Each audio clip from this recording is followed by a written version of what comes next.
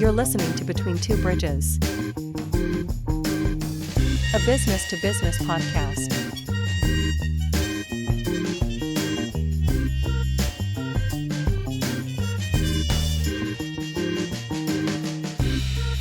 With your hosts, Anthony R. Destiny, Joe Ferrani, and Jerry Kenna.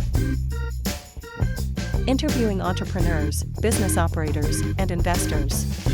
This episode of Between Two Bridges is sponsored by Paymark Payroll. Payday is the most important day to your most important people, and payday is made easy at www.payyourpeople.com.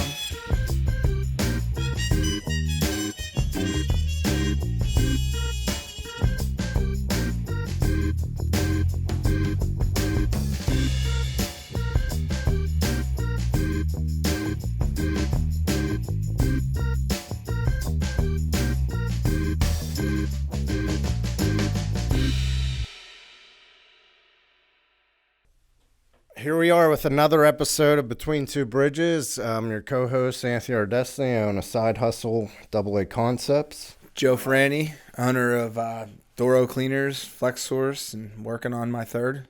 Working on your third. I'm Jerry Kenna, owner of Landmark Business Solutions, Paymark Payroll, Turbo Merchant, Plum Creek Realty, some other stuff. And then the man of the hour.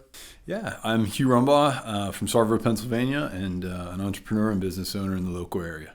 Born there or from Pittsburgh? Where are you from, buddy? I was born and raised in Freeport. I left Freeport for some time and lived in Nashville and realized that I could not come home. What are you doing in Nashville? I moved down there for a great career move and served me well, and it was time to come home when some family members got sick and realized that I needed to marry my wife. All right. Did she insist on that, or you just... No, I think it just organically happened. Okay. She's from here, though. Yeah, she's from the Tri-Nights area. Okay. And then I know you're a man of many talents, so let's. I know you have a W-2 job. You have some other stuff in the works. Could you let's start there, I guess. Yeah. So for W-2 work, I am a instructional designer by trade, and my last role was actually director of digital learning. I'm a learning technologist. I'm a learning evangelist. Anything that has to do with online learning, augmented reality, a bunch of different mediums for that, I'm involved with. And I just finished up my artificial intelligence certification. Oh. And I'm doing another podcast in January on the artificial intelligence and Gen AI and learning. So it's pretty. What do you think about AI? Where's it going? Where do you? If you had to go out 10 years from, I feel like we're just starting as cavemen with it right now. I believe you're right. There's so much noise in the marketplace right now, and I think what people are missing is that it is the dawning of the internet again, right? Yeah. Like if you remember when the internet happened, we didn't know what to do with it. Like all these things going on, all these, MySpace or whatever, right? Like. You fast forward. Chat rooms. Yeah, chat. I mean, things like that. We see a lot of noise around, I did this amazing, input into whatever system, and it gave me these results. I think what's interesting is it's shifting the markets right now. I watched a clip where there's a gentleman on Twitter, I forget his handle. He is like 27 bets in a row for wins in sports betting. With AI? With AI. Is he just running players and numbers, and he's doing some really far-fetched... You got his number? Yeah, I don't. Is he on the rivers? I can find his contact. But Okay. They actually they shut down a bunch of lines in Vegas over his results. I mean, they're not even taking bets. When this guy posts information, Vegas pulls it. Oh. He's been that successful with generating results based on, again, he's feeding artificial intelligence a profile of a team, all the stats. I mean, you take all that big data, put it up, Gen AI does its thing, spits it back down and goes, hey, we think that, it's the Steelers by 3. Well, we know that's not the truth, but... And Vegas has been on the other side of it for years, so they don't want to be on this side of it. So they're like, we'll just shut it down. That's crazy, because Vegas has had all the numbers and all the algorithms to figure out that Steelers +3. And now this... And man, are they good at it. Yeah.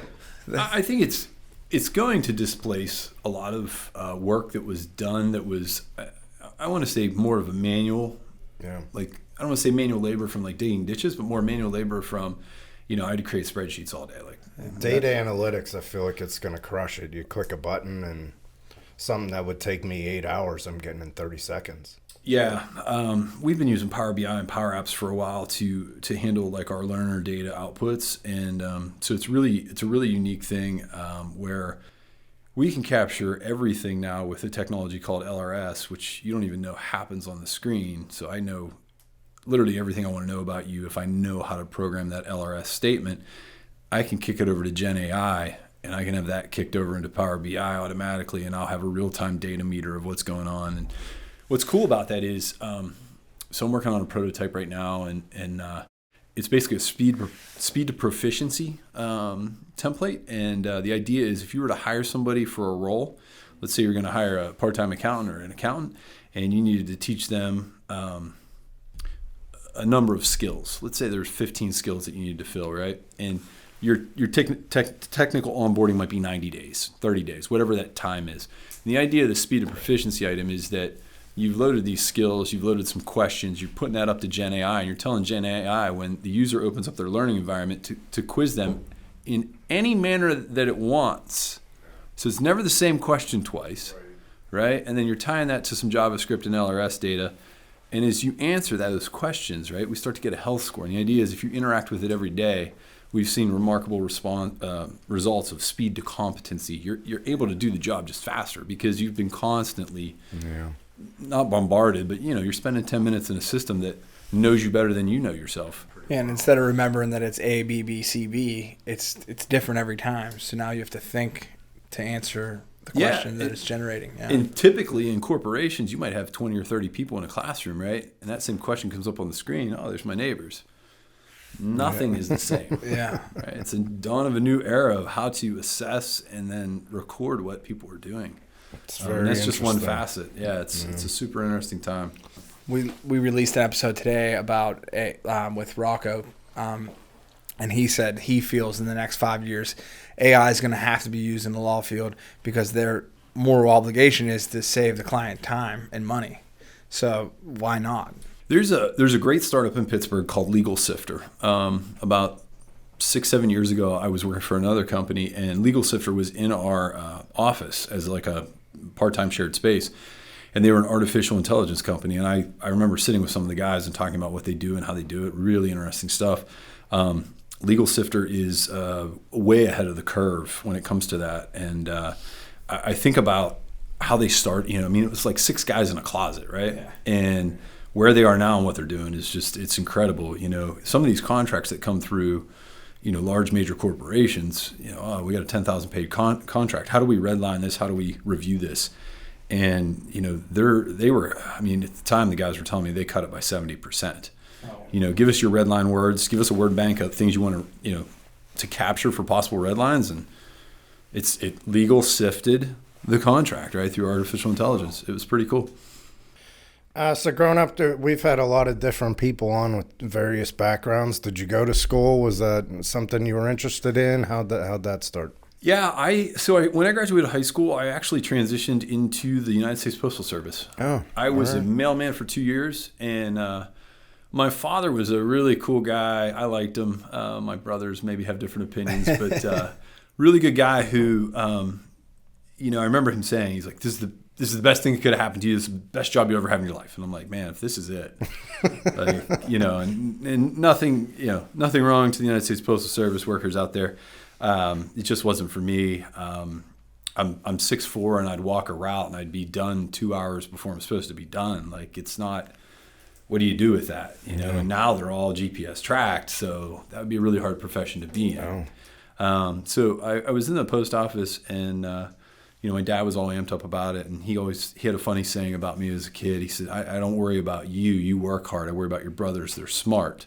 Yeah. And I'm like, whoa, like, what kind of compliment is that, right? But no, from the post office, I transitioned into the University of Pittsburgh, and I went up to Pitt Titusville, and, like 3.5, 3.6 kid, doing my thing, having a great time. Got down to Pitt, Maine. Some things had occurred in life, and I transitioned out of school into Verizon Wireless. I actually created a career there, like right during college years into Verizon, and they were just starting in Pittsburgh. Bell Atlantic Mobile had just converged with, I don't know if it was Bell South. I can't remember who it was. They all merged together and became Verizon Wireless. And talk about up the corporate ladder quick. I was in the call center for maybe 6 months. Became a trainer. Then I became a national data trainer, training across the United States. And then at some point moved into like master certification trainer, and had an opportunity to go down to Tennessee in Nashville and open a center for something called local number portability. You guys may remember this, when you can move your numbers. Yeah. And I was actually in charge of an operations team of 16 individuals. We moved the first phone number from AT&T over. So it was kind of it was a really neat historic item. And I will say this, the FCC did not have their shit together. So it was a really interesting time. We got so good at doing that we worked ourselves out of a job. All right. Right. So we went back to Tier 2 tech support. I was running a technical support team, and my grandmother had gotten ill, and so things were going on in the family. And I remember like one of the coolest things about Verizon was, I walked into my first boss's office, and I'm like, hey, I want to go to Nashville. And she's like, yeah, you should go do that. You got an awesome opportunity. And then when I left Nashville, I remember walking into my newer boss's office, and I'm like, hey, I got to go home. And she's like, I'll make some phone calls. And I went home and I stayed with Verizon. It was incredible. And right about that time, the Android device, the first Droid device, if you remember, it was like Lucas Star Wars themed, right? Droid had come out, and I saw my first online training, and my whole world was changed. Yeah. The depth, the breadth, the ability for that content to live and work 24/7, 365. I could hold 100 training sessions with 30 people, every day, and still not outwork digital learning. And so that's why I shifted careers. Yeah. Oh, wow. Had the foresight to see it. Yeah, it was just, there was something about it. Eventually I went on to be, I worked on the go-to-market team for iPhone launch when Verizon finally got on that train. Yeah. And I remember the one night, like, pushing the button, and, went out to like 400,000 employees, contractors, tech support, like, launch training, and like just, right? Yeah. Like, the entire company. And then I went over to the bathroom and I threw up because, like, hope I didn't make a mistake. Right. But it was cool. When I got back to Pittsburgh, though, I knew that I wanted to start something else. Okay. So there was a turning of the tide there where. Was that something you always felt, or it was just you're at a point in life where you're looking for something? No, I knew. So when I was growing up, my parents rented a home. For like 16 years in Freeport. My one brother had some medical issues, and it set my parents back quite a bit. And I remember the guy owned half the town. He was a really cool guy. He was always respectful. He was a great guy. I learned a lot by watching him.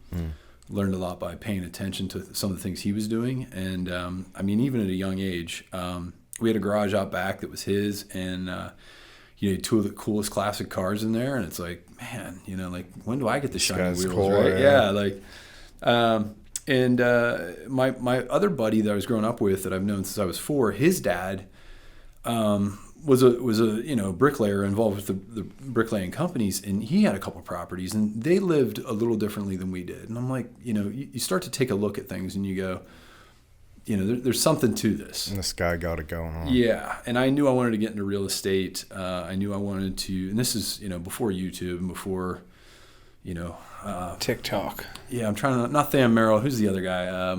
Not Grant Cardone, but the first guy was like, we'll teach our 3-step system. And it's like, yeah, it's really easy. Buy low, renovate, and sell high. It's a tough system. But I ended up buying a duplex in Verona. And we fixed that up. And what street was that on? It was on East Railroad. Wait. Yeah. Did you buy my house? Where's like what was the address? 713 East Railroad. It's I'm trying to think. Sarah and her husband have a business in there now. Yeah. I think you rent the space out for like parties and stuff. They've done something really well with it, and Mechanics Coffees. Mechanics Coffee's right there. Yeah. But we bought that and we renovated. And I was literally living, one side. My wife had a townhouse in Oakmont Commons, and I may or may not have moved into there eventually through that renovation before we got married. And we rented out both sides, and I thought, man, this is great. Like, let's go do the next one. Yeah. And then you realize, like, oh, you can't have that many properties in your name. So it's like, I need a business. Yeah. So we started our company 19 years ago.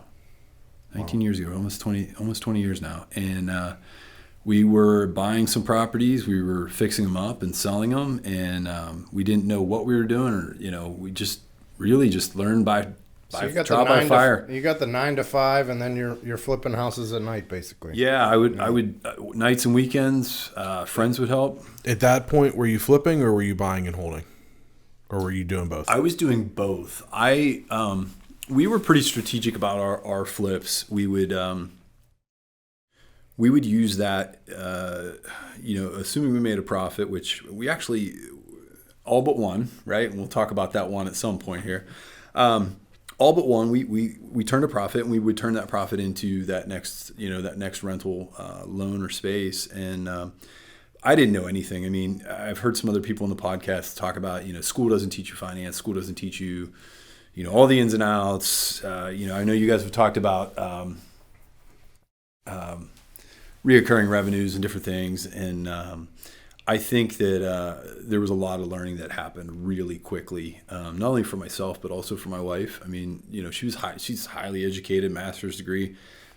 No idea that hard money lending existed. No idea that like non-performing notes existed. Like, what does that even mean? Right. And so we stacked up. I mean, 08, 09, 07, when that stuff fell apart, I was buying so many properties at that point. My father-in-law asked if I knew what I was doing. And I remember telling him yes, that, it's, pretty easy, buy low, sell high. And I truly felt like that we bounced back. When, I don't know, but everybody needs a place to live. Yeah, I think it's like circle back to like when you were talking about being a young kid and your friend's dad was a bricklayer, right? And he was buying property, because I can go back to like when I was a kid, like my family wasn't really wealthy, but you would see like their friend the carpenter had the know-withal to buy property even in the early 80s. It's just like to get out to the next level of wherever you're headed, you need to start investing in property because everybody needs a place to live. I was talking with a guy recently, and it was funny. I was commiserating with him over some things, and he said, real estate's great. You'll be wealthy, just not tomorrow. And I was like, right. Touche, And not that that's the end goal or anything. I really just wanted to own my own home. My parents weren't successful in that, and I'm like, hey, I need to be successful in that. And so we owned a bunch of them, and we took on a lot of debt, and made some decisions here in the last couple of years where, boy, the market's really high. We could unload some things, and we could be debt-free on the doors that we want to keep, and we get to choose what we keep. So we made those decisions, and we've become debt-free on all of our rentals, which, man, that's an interesting game changer where, you get the phone call and it's like the faucet's leaking or something, and I don't think twice about calling someone to help us out. Right. Where it was, okay, I'll be there tomorrow, right? It's a little different workflow. And not that you want to do that all the time, but when you can or when you have to. Right. But we've, bought and sold roughly 50, 60 properties over 20 years. We're not big. We never wanted to be, off the charts or anything. Just wanted to live a good life, and my kids to, see what this is about. Yeah, so that's what it always is like we want to do it for our kids, right? Yep. I mean, we've had a lot of people in that seat, and it seems like we circle back to the kid thing a lot. I mean, it's important to show our kids that we're not doing this to be famous. We're doing this to be a good parent and give them a step up, Yeah, I think we're at a point where we'll probably make some decisions over the next couple of years and make some changes too. My wife works she's a teacher. And, that's a load in itself, and it's first grade, which is, I think, one of the hardest. I think kindergarten might be slightly harder, or I don't know, right? But first grade's pretty tough. And then she's a licensed realtor. So we list homes for people that we know. We really stay within our circle of folks that need services. And really what she brings to the table with that is 20 years of negotiating contracts. And, that's kind of the hidden gem of her services. And then she runs our Airbnb and our wedding venue. So we have a farmhouse wedding venue in Sarver that we rent out for. It's really just another real estate rental. It's you get the grounds, you get the house sleeps 10. Weekends X dollars, and you want to bring in a tent company, you want to bring in a certified bartender for your event. Those things are completely customizable for you. So she's spending a lot of time meeting people there and clients and creating contracts, and then Airbnb's busy. And that the nice spin-off of that is we're able to support some local businesses, whether it's the cleaning companies or we have a gentleman that takes care of the grass and some other things for us. And it does create some things for the community, which is nice. Just to get it out there, what's the name of the farmhouse? It's the Sarver Farmhouse and Wedding and Event Space. Ooh, hope I got that right. Mouthful. Yeah, it's something. How'd that start? So, That's a cool story. Yeah, we actually wanted. So I built our home 9 years ago, ground up. We couldn't find land that we wanted, and knew a guy much like this through some business things, and approached him about selling us the land, and he sold us the land. So I built our home there, and we would drive by this little itty bitty, it's not that small, but from the road it looks small, farmhouse on Parker Road. It's right on the hard corner if you know Parker Road. And my wife is like, we should knock on the door. We should send them a letter. We should buy that house. And I didn't realize it was attached to 104 acres. Like, okay. Corn prices are up, I think. Yeah, no, it's this. When you hear how this plays out, corn wouldn't have cut it. So I was driving to another house we were flipping on Bear Creek Road. We did a beautiful ranch over there, and there's literally a for sale sign in the yard Saturday morning. And I had come by Friday night and it wasn't there, So I'm like, hey, grab the kids or see if your mom can come over, whatever, and I need you to get over here. So we get over there. There were two couples that walked through it and were coming out as we were getting ready to go in. And I knew it was a home run for us because the one couple, the girl got sick. And I'm like, oh, this is going to be great, right? Like, I love disaster houses in a sense. And it wasn't that bad, but, it was... I saw the pictures. It was that bad. Yeah, it was pretty rough. It's over 100-year-old home. It is 3.5 course brick thick. It is the real deal to renovate. It was 3 years of renovation. Wow. I would rather build, 4 or 5 new construction homes before I do one of those again. Structural steel was brought in.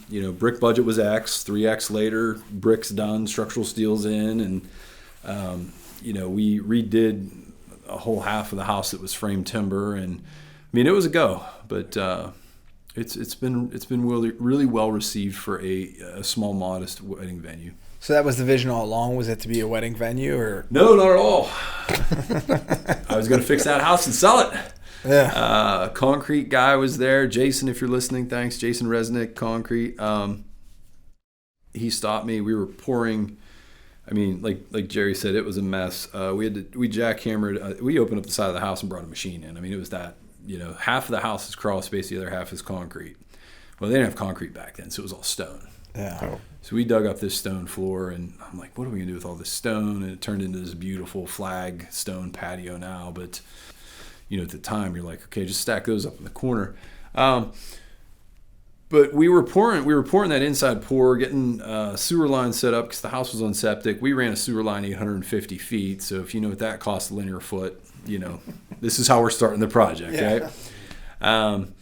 And Jason's just like, dude, you can't sell this place. He's like, you can't sell this place. I'm like, buddy, like, you're killing me. Like, you're not allowed to talk to my wife. He's like, winery, brewery, something. You got to hang on to this place.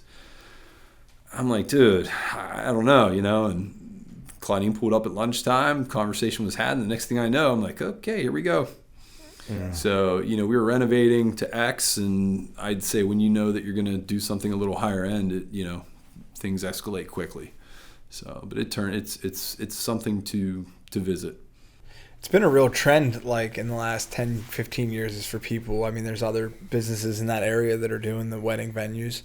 So, it's a niche, Yeah, wedding venues are a big thing right now, especially like the farmhouse, the barn style wedding, the more rustic style wedding.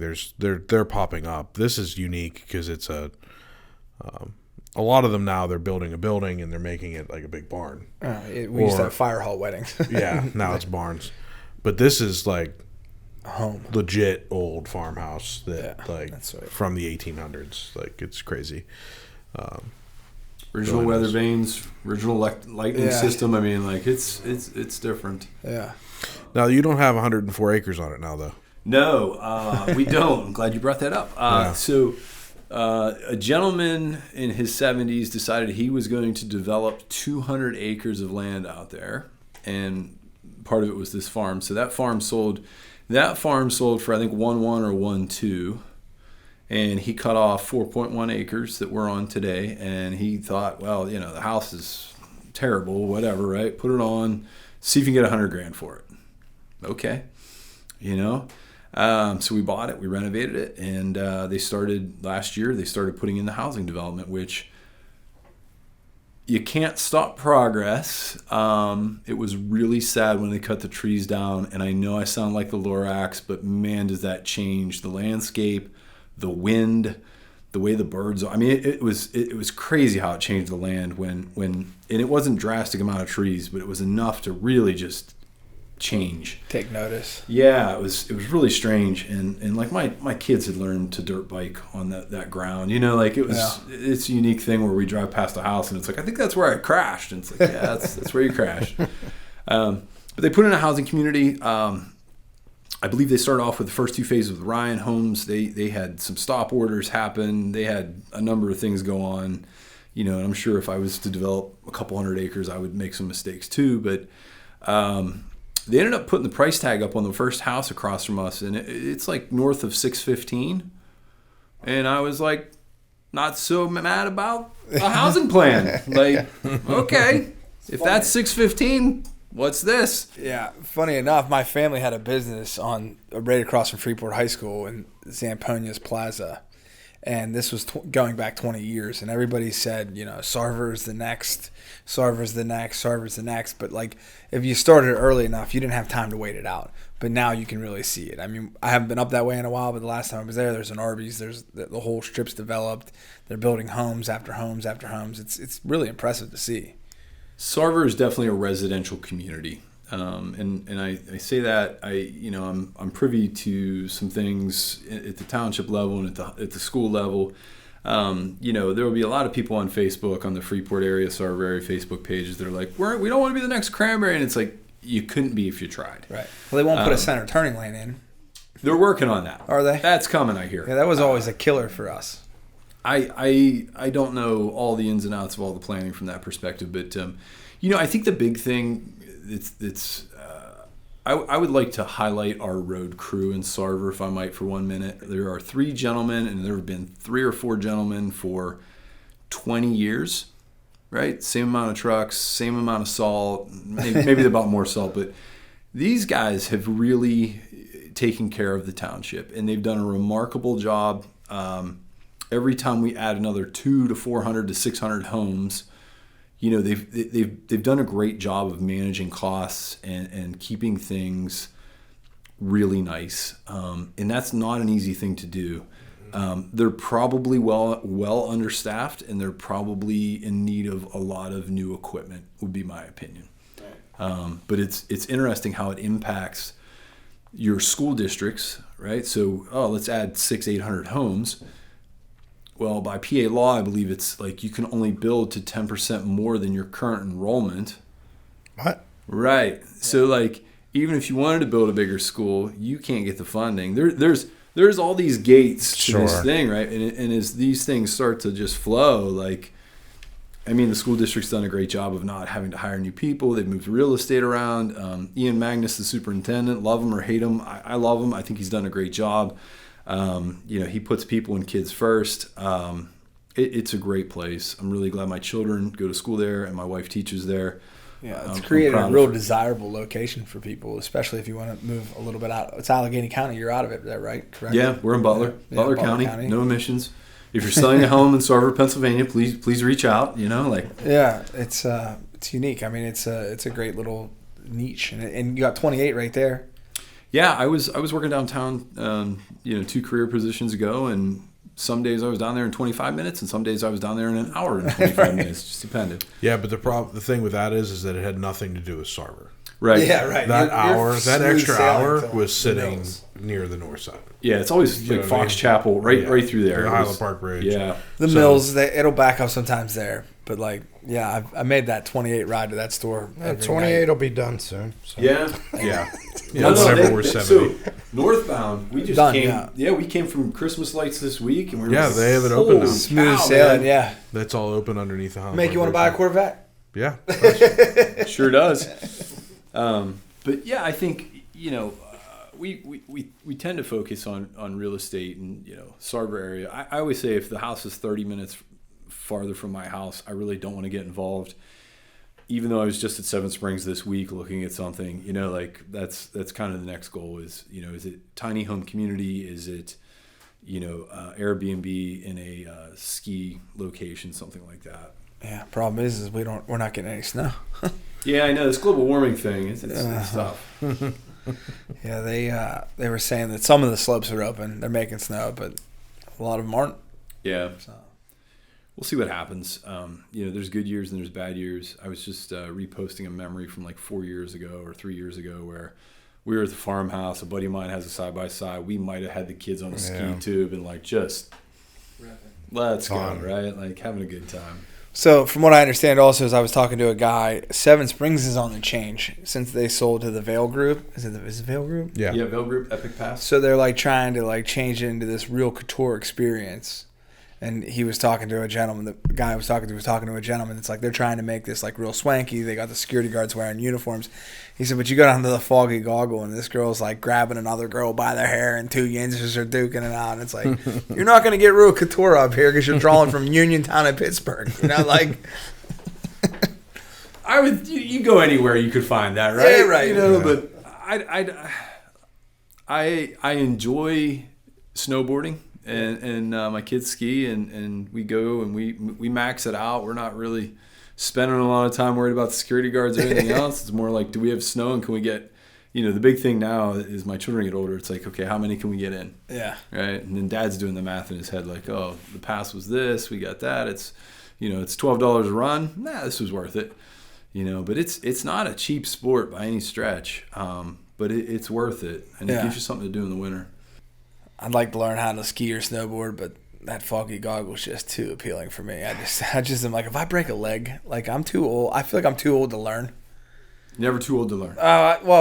An aggressive sport like that, I feel like I'm like Sonny Bono died doing this. Like I'm out. Yeah, look at the circumstances around that. He was in the trees. Don't go in the trees. Right. I think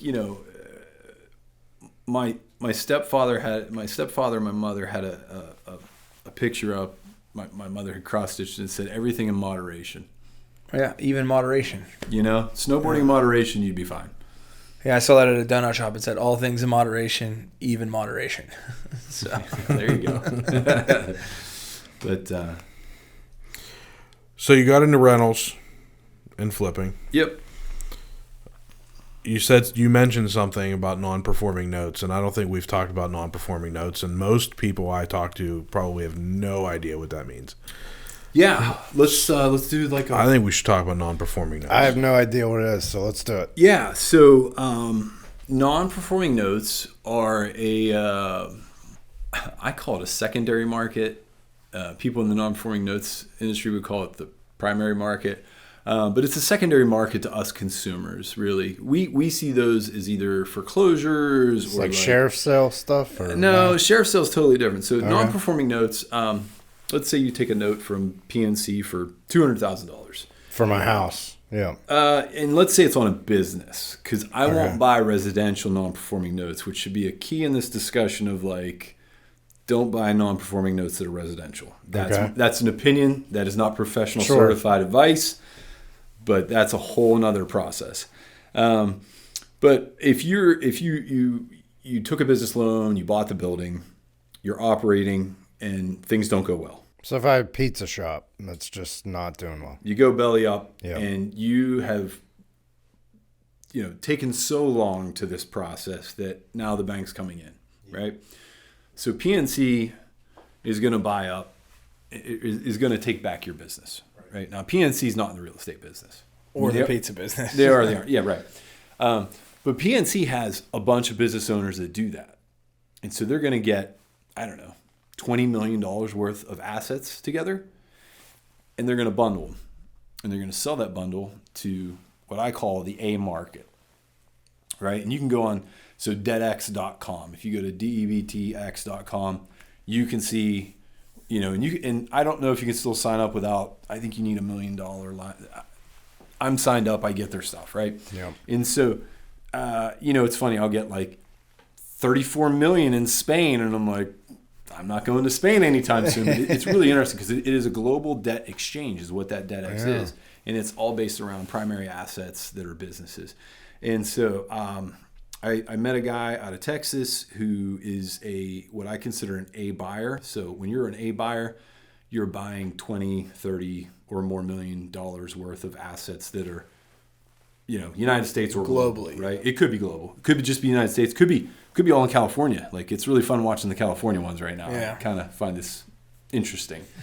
But then you have the B level, right? So there's going to be companies that are smaller than them that pay a few dollars, per dollar, right? On, maybe it's $1 per $100, whatever it is, whatever the equation is. They're buying just a tenth of that portfolio from this A company, right? Okay. By the time it gets to me, I'm buying from a C level, right? And C level would be, hey, we're in the tri-state area, or we're in 15 states and we cover part of your state. And really the way I think about it is I buy usually somewhere around, 10 to 30 cents on the dollar. Okay. So we bought one up in Grove City. Grove City. Thank you, Jerry. We bought one up in Grove City. It was a Subway. Didn't know what was behind the doors. So you buy the note. The note was non-performing. The note transfers to you. That does not mean the asset transfers to you. So then you're going to hire a very specialized attorney, i.e. expensive attorney. And they're going to get you through the note to asset process. In other words, it is going to go in front of sheriff's sale. And I set a watermark. I'm like, hey, if somebody comes up with X dollars, let it rip, right? Like, somebody wants to pay that for that while it sits, and I'm going to make the difference all day long. Yeah. Ours did not do that, and that's okay. And we were also in like whatever county, it's not downtown Pittsburgh where there's 200 Greene County or Yeah. Forest County. So we get through the process, we get the keys, and the attorney told me he talked to the owner, and the owner would meet me there with keys. How cool was that? I met the guy. And, That's so not Allegheny County. yeah, he had a pretty interesting story. He had a set of circumstances. He had like 8 Subways and, just some things that happened personally, and I'm not going to get into that, but he was gracious, very gracious man. We opened the doors. Lo and behold, there is all brand new Subway equipment in the building, 4 or 5 years old. And I'm like, well, that's weird. What are we going to do with this? Right? And there's just stuff everywhere. It's like, okay, lock it back up. Go home. At the time, I had some guys that were working for us with the property. And I'm like, hey, I need you to call 3 of your buddies. And I need you to call 3 of your buddies. And I need like 9 guys up there. We're going up 1 day shot. We are going to clean the entire building out. I have a dumpster company that's just going to roll 30s all day. Right? So I think we went through like 6 or 8 30-yarders. And these kids, they were college kids, right? They're just sofas, office, stuff had been ruined. You can't keep a building kept up for so long, right? But it was interesting. We opened up the Subway stuff, and it was still in good shape, and made a couple calls to some Subway owners, and they may have benefited by that. And we started the process of like reconstruction or planning, and my phone rang. Literally, I put a sign on the door for sale by owner. We cleared the building out. Maybe a week or 2 went by. A guy came up from Maryland, biotech, government money. Maybe an offer I couldn't refuse. I never finished the building. Wow. Yeah. So we were in that for 40 hours of work. Total. Nice. It's a win. No, it was. We're standing on third base. Yeah. It was pretty good. So with those, you buy the property, the contents. If you wanted to open a Subway there. It is a true as is, where is situation. Yeah. So if you wanted to open a Subway, if you had an inkling to be like, I want to open a Subway there, you could have? I don't know if the franchise, I don't know. Well, yeah, You it would have been talk like to Subway about Hughes Hoagies. Yeah, could have opened Hughes Hoagies there. Yeah. What was unique about this space, so I drive all my non-performing notes. I won't buy blind.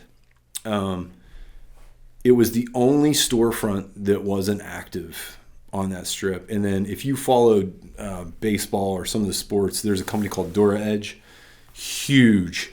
That's a guy that would be interesting to have on a podcast. But he supplies dirt all over the world now. And it's all made in Slippery Rock. For like baseball track. Yeah, like guys. Morning track infield. Grant McKnight, yeah, the pitcher's mound is a special clay. It's this, it's that.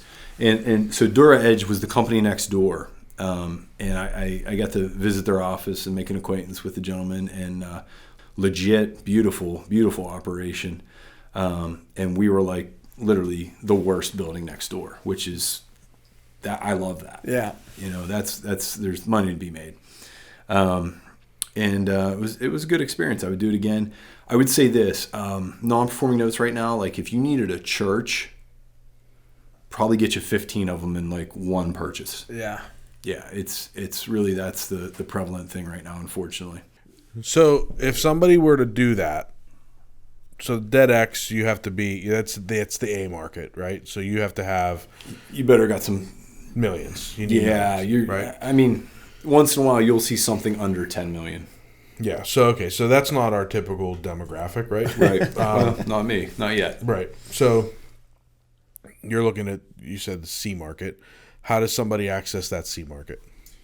That is the secret sauce, is finding a company that deals in non-performing notes that does, they're the final exit to market at the consumer level. And you can't, like, they're not advertising to just you don't see advertisements for this. You really have to research, dig in, do some title searches. You'll find out, who's who and what's what. And is it something that you can reach out to a bank directly? No, bank wants no liability. Realtor who's listing wants no liability, right? And most of those companies, and I've heard you guys talk about corporate structures in a couple of talks, right?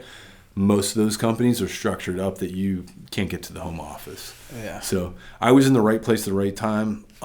Building in Trenton, on the corner, down by the Masons Lodge, on the corner, there was that giant building that was a tanning salon and a doctor, and I kind of knew the guys that owned it, and I worked my way back to who owned it, and then got a lunch meeting with the guy, and he was one of the owners, and he actually was flying in. So talked to him, made some good connections, and got some bad advice from someone in the family that said, "Oh, just partner with the other guy in the building." That guy ended up hosing me on the deal, which is fine.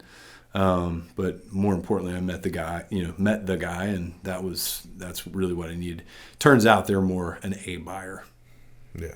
They were doing me a solid. And oh, by the way, they don't want to manage assets, it is a pain in the ass. Yeah, there's a lot out there that, like, if you really want to dig in, because like recently there's an app I have, it's called HuntWise. So like you can get property borders and names and phone numbers to everybody that owns property, and like you can scroll through the Fox Chapel area, and Consol Energy has plots of land staggered throughout Fox Chapel that you wouldn't, like, if you didn't have that reason to dig, you would never see it. But like right behind Hell South, there's a retention pond for Consol Energy. So it's like, we're still listed on one of the hunting apps as owning the 101 acres out of the farmhouse. it's probably HuntWise. I've had people contact us like, can I hunt? Hey, can I hunt out of it? And I'm like, there's like 30 residential homes. Like, you're gonna have to drive. Well, PA's become this weird state where like Iowa guys will come in, film shows. Like we've seen them in the mountains this year. They have like the Mercedes Winnebagos that rolling in with their like like TV like logos on their shit, and it's like, we'll be down here drinking beers and shooting does. It is what it is, but like it's become a big business, and they see that. So like, I have a friend that bought a house on in Hampton, and it's by that NARAD, the airport. There's like an airport in Hampton, and their property was listed as like a conservatory zone where you could go hunt. So I immediately called him. I was like, "Bro, you're green. Like you're open for hunting." He's like, "No, I live here. My kids live here." I'm like, "You need to contact someone." So it's not up to date, but you can still see like all these like just the grids of property that are available. It's like, throughout this real estate journey, there's a couple key players that I think are really important to meet. Like if you're getting into real estate and you really want to dig in,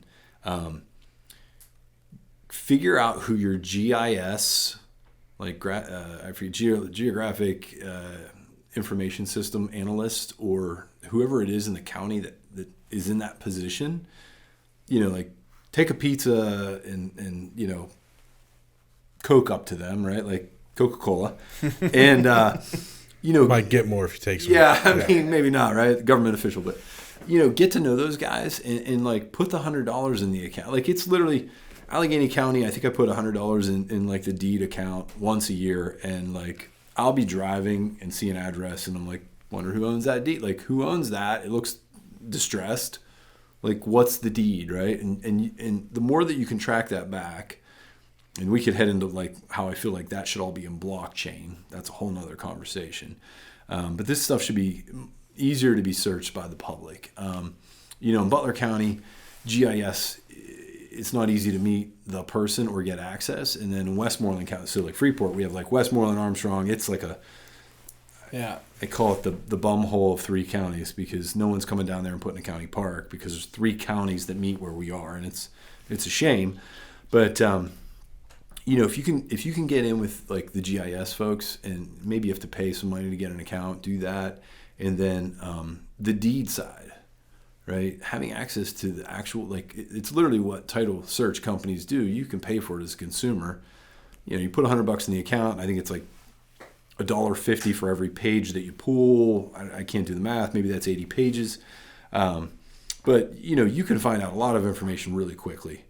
And that's one of the key things that I think, there's apps out there that'll do things. And to me, I'm like, hey, I want the legal document that shows me what they paid, what are the meets and boundaries.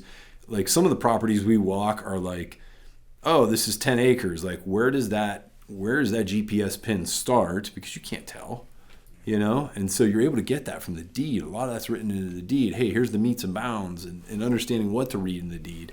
And then taking any GPS app that'll allow you to do that, and then obviously having permission and access to the land, and going out and figuring out what's what. Yeah, it's funny. Most people don't realize, you drive a community and you see that vacant house that's been sitting there for 2 years and it's sitting empty, and people that are trying to get in. Well, man, I wonder who owns that. Well, go online. Well, where do I go? Especially if you're in Allegheny County. I was just talking to my wife about that, and she was saying something about somebody's house, and I'm like, you want to see what their mortgage balance is, or what their mortgage amount was, because it's literally public information. Yeah, I can pull up their mortgage document and I can show you their signature on it. Yeah, I mean, it cost a couple bucks, but like literally a couple bucks, like $3. Yeah, but and you can pull their mortgage document and know that on December 15th, 2023, they took out a mortgage for $349,000, and at this interest rate right, for this amount of time, and then I can go in there and be like, yeah, and as long as they made the minimum payment and they didn't go over, they owe this much at this point. So what they have, what they owe. Reverse amortization schedule. Yeah, I mean, you can get access right on the Allegheny County website to. There's honestly information out there that if people realized all the information was out there, their skin would crawl. Like there's nothing secret about anything. Like I can tell you everything about it. You can go on and pull the deed to your house right now in Allegheny County. 100%. No problem. And my mortgage documents. And your tax payments and I always use an app to screen tenants, and it's legal, right? So it's PAE docket. It'll show me any legal offense, right? And every once in a while I'll put in my name, and I'm like, holy cow. That's still there? You're like, no, I don't have it. Like all my stuff is tied to like clients that we've evicted, like, and I'm like, dang, like I got like it updates. Like I wonder when employers pull a background check, like are they like, what the heck? It updates because I used to pull mine and I was like, man, I really wish that would just go away, but it's gone now. I'm clean. Yeah. I mean, it's public just, urination. Like, who does that? All that information's out there. It's just how do you find it? How do you access it? And then usually the barrier is, I swear it's like $100, right? It's never some drastic amount of money to get started in one of these systems. And people, it's like walls. There are walls put up for people in life, and they just can't get over them. And it's we've talked about like the willingness of people. The people at this table and the people we've had on, they all take this leap Oh, yeah. I mean, even like $100 barrier is going to stop 90 people, except for the people that truly want it. Yeah, and it was easy when I have a great accountant who says, that $100 is really a business expense. And I go, yes, you're not kidding. In full disclosure, is Jerry your accountant? Jerry is my accountant. Yes, and I would shamelessly plug him all day, and I would say the same thing. I would say, How'd you meet this cat? How'd that start? When he first started. Yeah. No. How many years? Close. It was close. So you were working on a house on 4th Street in Oakmont, and he would go into a local cigar shop, coffee shop every day, covered in paint every day, and get a cup of coffee and a cigar because he was up there working. And the guys down there got to know him, and I guess I can say names, right? Yeah. So Greg Saxon, who was the chairman of the board at Allegheny Valley Bank at the time, he had caught Greg's interest. And what's your story? Real estate investor, right? Yeah. And next thing you know, Greg's saying, well, maybe we need to talk about banking. And by the way, who's your accountant? Because this guy should be your accountant. So eventually you called me. And I was busy on that house, man. Yeah, you were busy. That's for sure. But and then we started, but that was a long time ago. Yeah. Long time ago. And we've been through a lot. And my first properties, when I got back into buying rental properties, I bought 5 units, and they were the 5 units that you sold off to go debt free on your rentals. So, so I bought all the shit so that you could go debt free. You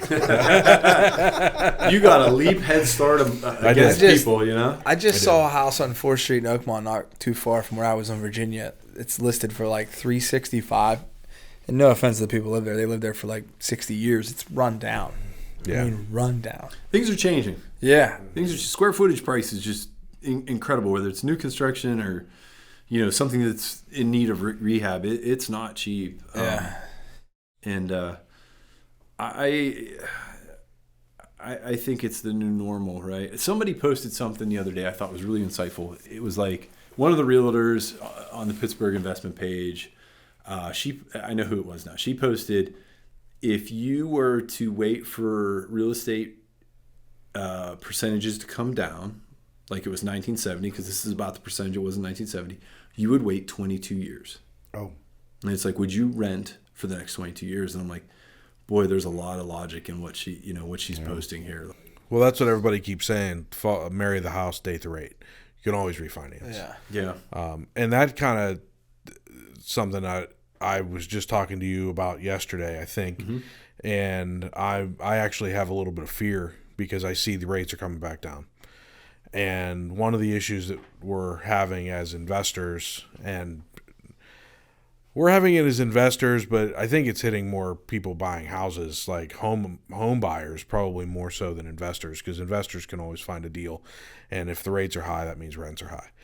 We can just make the numbers work. But if you're trying to buy a house and you've been shopping for $300,000 homes with rates at 3.5%, 4%, now all of a sudden with rates at 7.5%, 8%, you can now afford a $200,000 house or less. And so rates went up, which on its surface would make you think that property sale prices should come down to adjust to the new rates so that those monthly payments can stay, or equivalent. But they haven't.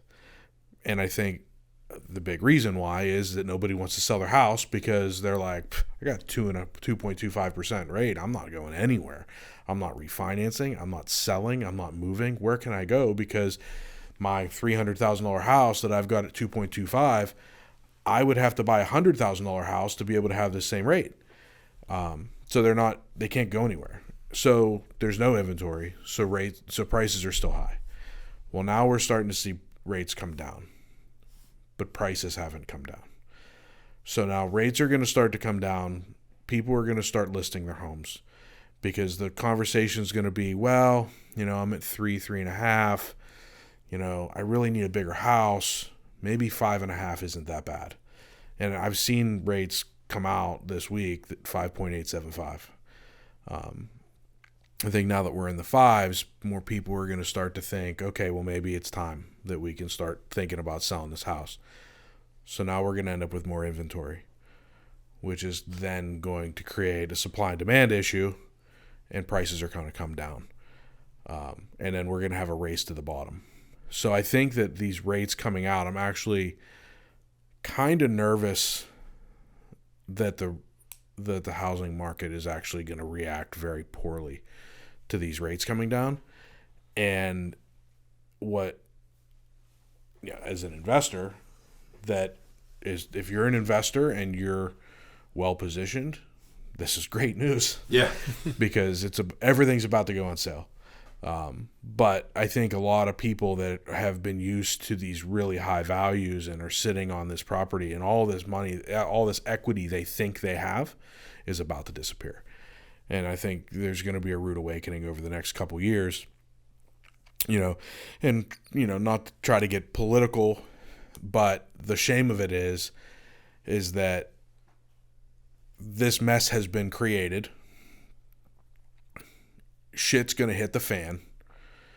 Even if there is a change in leadership in Washington, it's going to happen right as shit hits the fan. And then whoever ends up next in the White House is going to get the blame for all of it. And I don't know that that's fair, because this mess has been in the making for some time. Because these rates, it's just, this market is, I think that we've got a little house of cards. Like I said, I'm on the investor side. I'm not planning to sell my home anytime soon, so I can sit tight.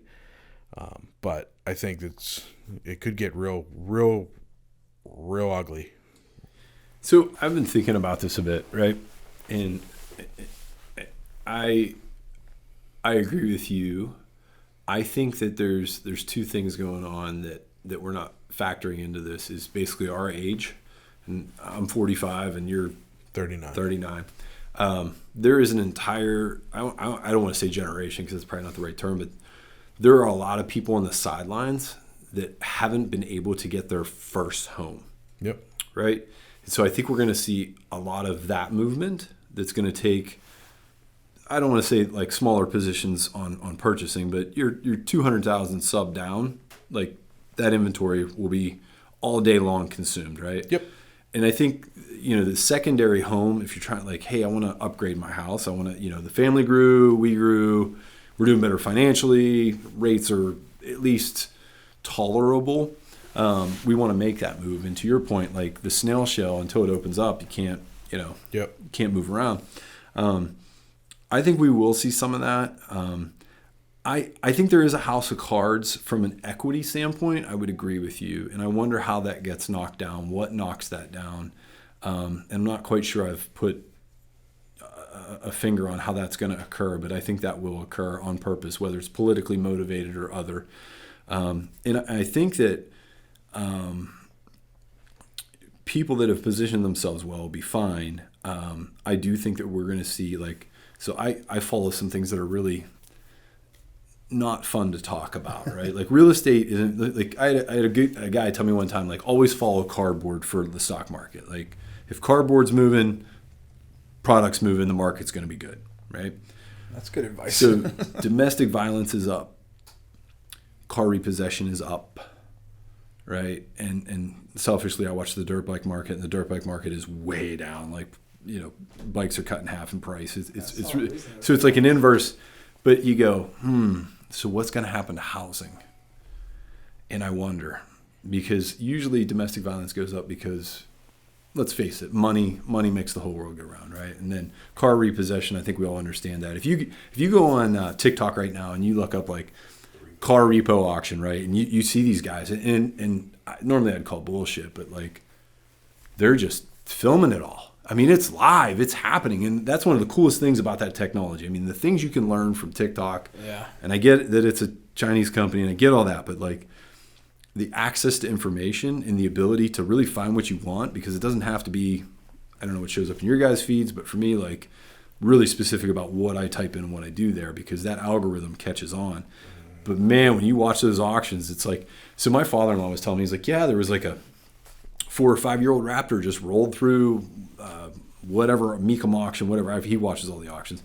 He's like, that thing sold for $27,000. I'm like, poof, I'd have bought that. Yeah. How many guys are like, I'd have bought that, right? $75,000 if it's sitting on a lot in Western PA. That's right what now. I mean. It's happening. So it's to your point, like when and what? When will it happen and what's going to happen? And I mean, I don't want people to lose their homes. I genuinely don't. And there's also this, I read an article about the aging of America, which is really interesting because they talk about the fact that there's a housing shortage because there's too many humans. Right. Weird, right? Like that's kind of a weird thing to say. But the premise was this: people are living longer, and so they're not dying, and thus the house doesn't become open to a sale. And it's like, okay, well, how long are those people? Like, is that 10 years, right? Because that could create another major tipping point based on age brackets. So I don't know. I would, much like you, I'd say position yourself well. Yep. And, if there's blood in the water, make a killing. You got to do it. Yeah.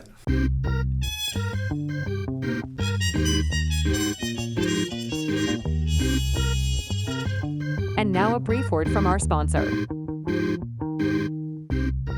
This episode of Between Two Bridges is sponsored by Paymark Payroll. Are you tired of spending countless hours juggling payroll calculations, tax filings, and compliance regulations?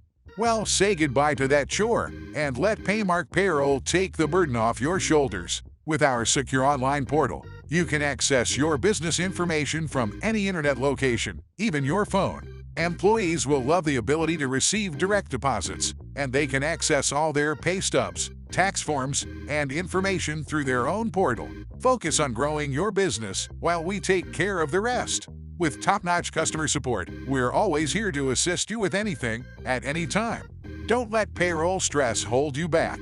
Choose Paymark Payroll and experience the freedom to thrive. Contact us at payyourpeople.com for a personalized consultation and a demonstration of our powerful payroll solutions, and see how Paymark Payroll can better your workflow. That's payyourpeople.com. Join the growing list of satisfied businesses that have embraced the convenience and efficiency of Paymark. Payday made easy. Your business deserves nothing less than the best, and that's exactly what Paymark Payroll delivers. Now back to the show. So I think you kind of touched on it. You got to know when to hold and when to kind of prepare yourself and be ready for what could happen. So, being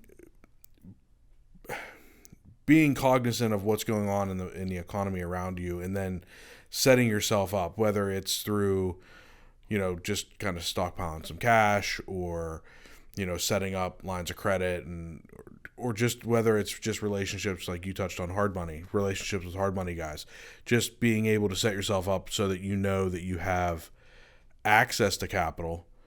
And then also having the willingness that, like, maybe shit hits the fan, or maybe somebody, I don't want to come off as like I'm trying to profit on people's misfortune, but sometimes people need a way out. Sometimes people are in a bad situation and they need a way out, and you're presented with an opportunity, and you need to be in a place that you can capitalize on that opportunity, or be in a position to take advantage of it. And you have to be willing to go all in if necessary. And, It's funny. I was talking to a guy that owns a property, and he wanted to be a landlord, and he had 1 or 3 doors, something like that. Right. And he's like, man, I got into it, and people live like they live, and he had problems, right? And he's like, I'm just leaving that property sit. And I'm like, what? You're gonna leave it sit? Like, what do you want for? Like, it's funny. It's like so instantaneous. Like, it's not on the market. What do you want for it? And like, oh, I want X dollars. It's like, can we see it tomorrow, right? Or it's like, oh, good luck with that, But it's funny how it's a numbers game. You have to go all in, and you're going to go broke a few times. Other people have said it on this show, and I'll say it. I've been there, man. I remember, it used to be a funny thing. My wife and I, we'd buy a house, and whether it was our money or a hard money lender, And our big night of celebration was like, I would go cut the carpets out. We get J&S pizza and a bottle of wine. And like, that was literally the definition of success. Like, we had another set of keys on the ring, and this is what we did. And then it was all the work, and no one sees that. No one sees all the work. But I think that there's a lot of guys out there that are fed up with, humanity or how people live. And, it's part of the business, and you got to buy the right properties and ask for the right rent. And, I'm not a big fan of some of the programs that are out there for assistance. They've just not shown me that there's a system in place that makes sense for what we do. But I think there's a time where you go all in. I mean, listen, in 07, 08, 09, my hard money lender approached me and he was like, hey, I'm buying I think it was like $3 million worth of townhomes in Florida. And, I don't know how many doors it was, 90 doors, something like that. Right. And he's like, I'm going to take 30 doors. You're going to take 30 doors. And my other buddy's going to take 30 doors. And we're going to do this entire townhouse plan. And I'm like, I'm 27, 28. I don't even know. And I'm like, holy cow, yeesh, they're all shell, they've all been framed up. They're all sided windows, doors, but there's no interiors. And it's like, okay, well, we're in a recession. How long is it going to take me, to find people to do these things? And I didn't do it. And to this day, I wish I would have. They did very well and held on to a couple townhouses. And it's like, man, if I could have navigated and saw what was coming and just didn't understand it. And then also leaving my family for that amount of time and dealing with some things down there would be really tough. Oh, there wasn't a J&S pizza down there either, so. No, J&S pizza is clutch. Well, doing a big deal like that outside of your geographical area is just its own little challenge because all your guys are here. Yeah. You got to come up with your own crews down there. You would have had to. It's hard. You'd have had to have lived there from door 1 to door 30 and just lived it. And I sometimes wonder, it's like, wonder what would have happened, how that would have went. But we talked earlier about $100 separating some people, and I could tell you that, for me, $1.1 million was whew. Yeah. And then you meet guys that are like, hey, it's just another zero, and you're like, all right, well, that makes sense too. We've had that talk. Yeah. In this little ride that I've been on, I mean, I was out of real estate for a little bit, and I only had a couple before that, and got out, and then I got back in when I bought yours, and then it kind of grew fast. And looking at deals now, I've looked at a couple of deals that were $1 million deals, and called you and went, should I? Man, $1 million. What's the cap rate, right? Yeah, and you're like, I don't know, it's another zero. Who gives a shit? Yeah. Do the numbers work? And I'm like, yeah, that's it, man. Do the numbers work? And the deals that I've looked at so far, they have not. But it changes your mindset when you're like, oh, okay, it's just another zero. And as long as the numbers work, the numbers still work, and it's fine. Yeah, don't fall in love with property. Fall in love with the asset. And I shouldn't say that either, because people are like, oh, it's whimsical. It's no. I mean, this is a really well built home that's going to last for 30, 40 years before we have to replumb it or whatever. And and I think that's a big differentiator for when I hate to use the term flip. We're big into restoration. So the house we're doing now, right? It's complete rewire, new plumbing, new everything. We just don't. I wouldn't do something that I wouldn't live in. Yep. And there's a price tag to that. And so when you go to apply that same, I apply that same thought process to my rentals, and it's when and where you can, and it's man, how do you make those numbers work? And you have to stick to those numbers, because otherwise you will be the person that's the non-performing note. Yeah, you hear guys who'll say I'll buy it for 30, I'll put 30 into it, and it's well, it needs 70, Yep. So then in 10 years they're we're putting another 30 into it. I always say Bob the Band-Aid, right? Bob the Band-Aid landlord is number one, I hate buying from them, because it's always just you open walls and you're oh, here we go. I don't know. Don't get kind of what I was saying earlier. If you're going to buy rentals, you're going to get into this. To me, 7 is the magic number. Once you hit that 7th door, whether you have debt or you don't have debt, as long as you followed your numbers, at door 7, even if 1 or 2 are vacant, you can survive that. Where like if you have 3 and 2 are vacant, like there's a world of pain. Like that's a personal check going out of your account. Yep. You're exactly right. I'm at 9 and I have one that's vacant, and I let it sit vacant for the last couple months because I was working on that flip project that I was doing. Didn't want to spread my guys thin. Didn't want to spread my bank account any thinner. And really didn't know what I wanted to do. And now we're actually going to go out there Friday and look at it and make a plan on what we're going to do. But I'm actually kicking around the idea of maybe I'm either going to rehab it again and put another tenant in there, or there might be a move to fix it up well enough to sell it and pay off another property. So, I love debt pay down strategies. I know there's a lot of investors that are going to hear this or whatever, and they're like, man, he's totally free and clear. It's like, yeah, because that's a war chest for what's, like when. Right. So that's what I look at. It's all cyclical. Yeah. The steel market's cyclical. The real estate's cyclical. It's all cyclical. So it's coming. It's just when. So that's the way I'm looking at it is I'm not necessarily looking to I'm not ready to do what you did and sell off and I don't have enough equity to do it anyway, right? To where I'm going to sell off half of it and end up debt free. But I'm looking at as I like the idea that I'm going to have a piece of property that's if I do this deal, I sell that house, I should be able to sell this one and end up with one that's free and clear, because there's 2 buildings that have 1 mortgage on them, and I should be able to get enough for that one to pay off the whole mortgage. Kind of like level sets it, right? Yep. So I'll have a house that's free and clear. Now, I'm not looking to just sit there with that. Can I get a little deeper? Are you selling a single family to pay off a multi? No, Okay. I'm not. Okay. I'm selling a single family because there's 2 single families on 1 mortgage, 2 separate deeds, 2 separate. They're not even near each other. Yeah. But I'd be selling 1 single family and have another single family free and clear. But the way I look at it is then I'm going to go to the bank and say, hey, I have this house that's free and clear now. Double down. And it's worth $100K. So I want to increase my line of credit, and you can hit it for 80% or 80%. Yeah. And I want an $80,000. I want to add $80,000 to my line of credit. Right. It just adds to my war chest, right? And I've worked with hard money, and I've got a really good hard money guy that is spectacular. And I looked at a house a couple weeks ago, and the wholesaler wanted proof of funds before I could even go look at it, because it was on the market. It was going to be a really good deal, and it could have been a really good deal. The house was in really bad shape, and I ended up walking away from it. But I think that they were expecting, and they were right in expecting this. There were a lot of investors that wanted to see it.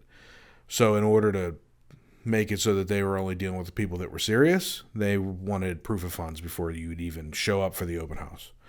And I hadn't closed on my house in Shaler yet, so I didn't have a bank account with that kind of money in it. So I sent a text to my hard money guy, and within 5 minutes I had a letter that Jerry's pre-approved for up to this amount of money.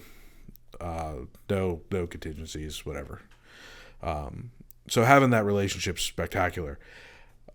I like the idea, and part of it is that I want to do bigger deals now. So I don't want to necessarily just be buying single family rentals all the time. I want to try to find that triplex that maybe has a little bit bigger purchase price and maybe needs a little bit more work.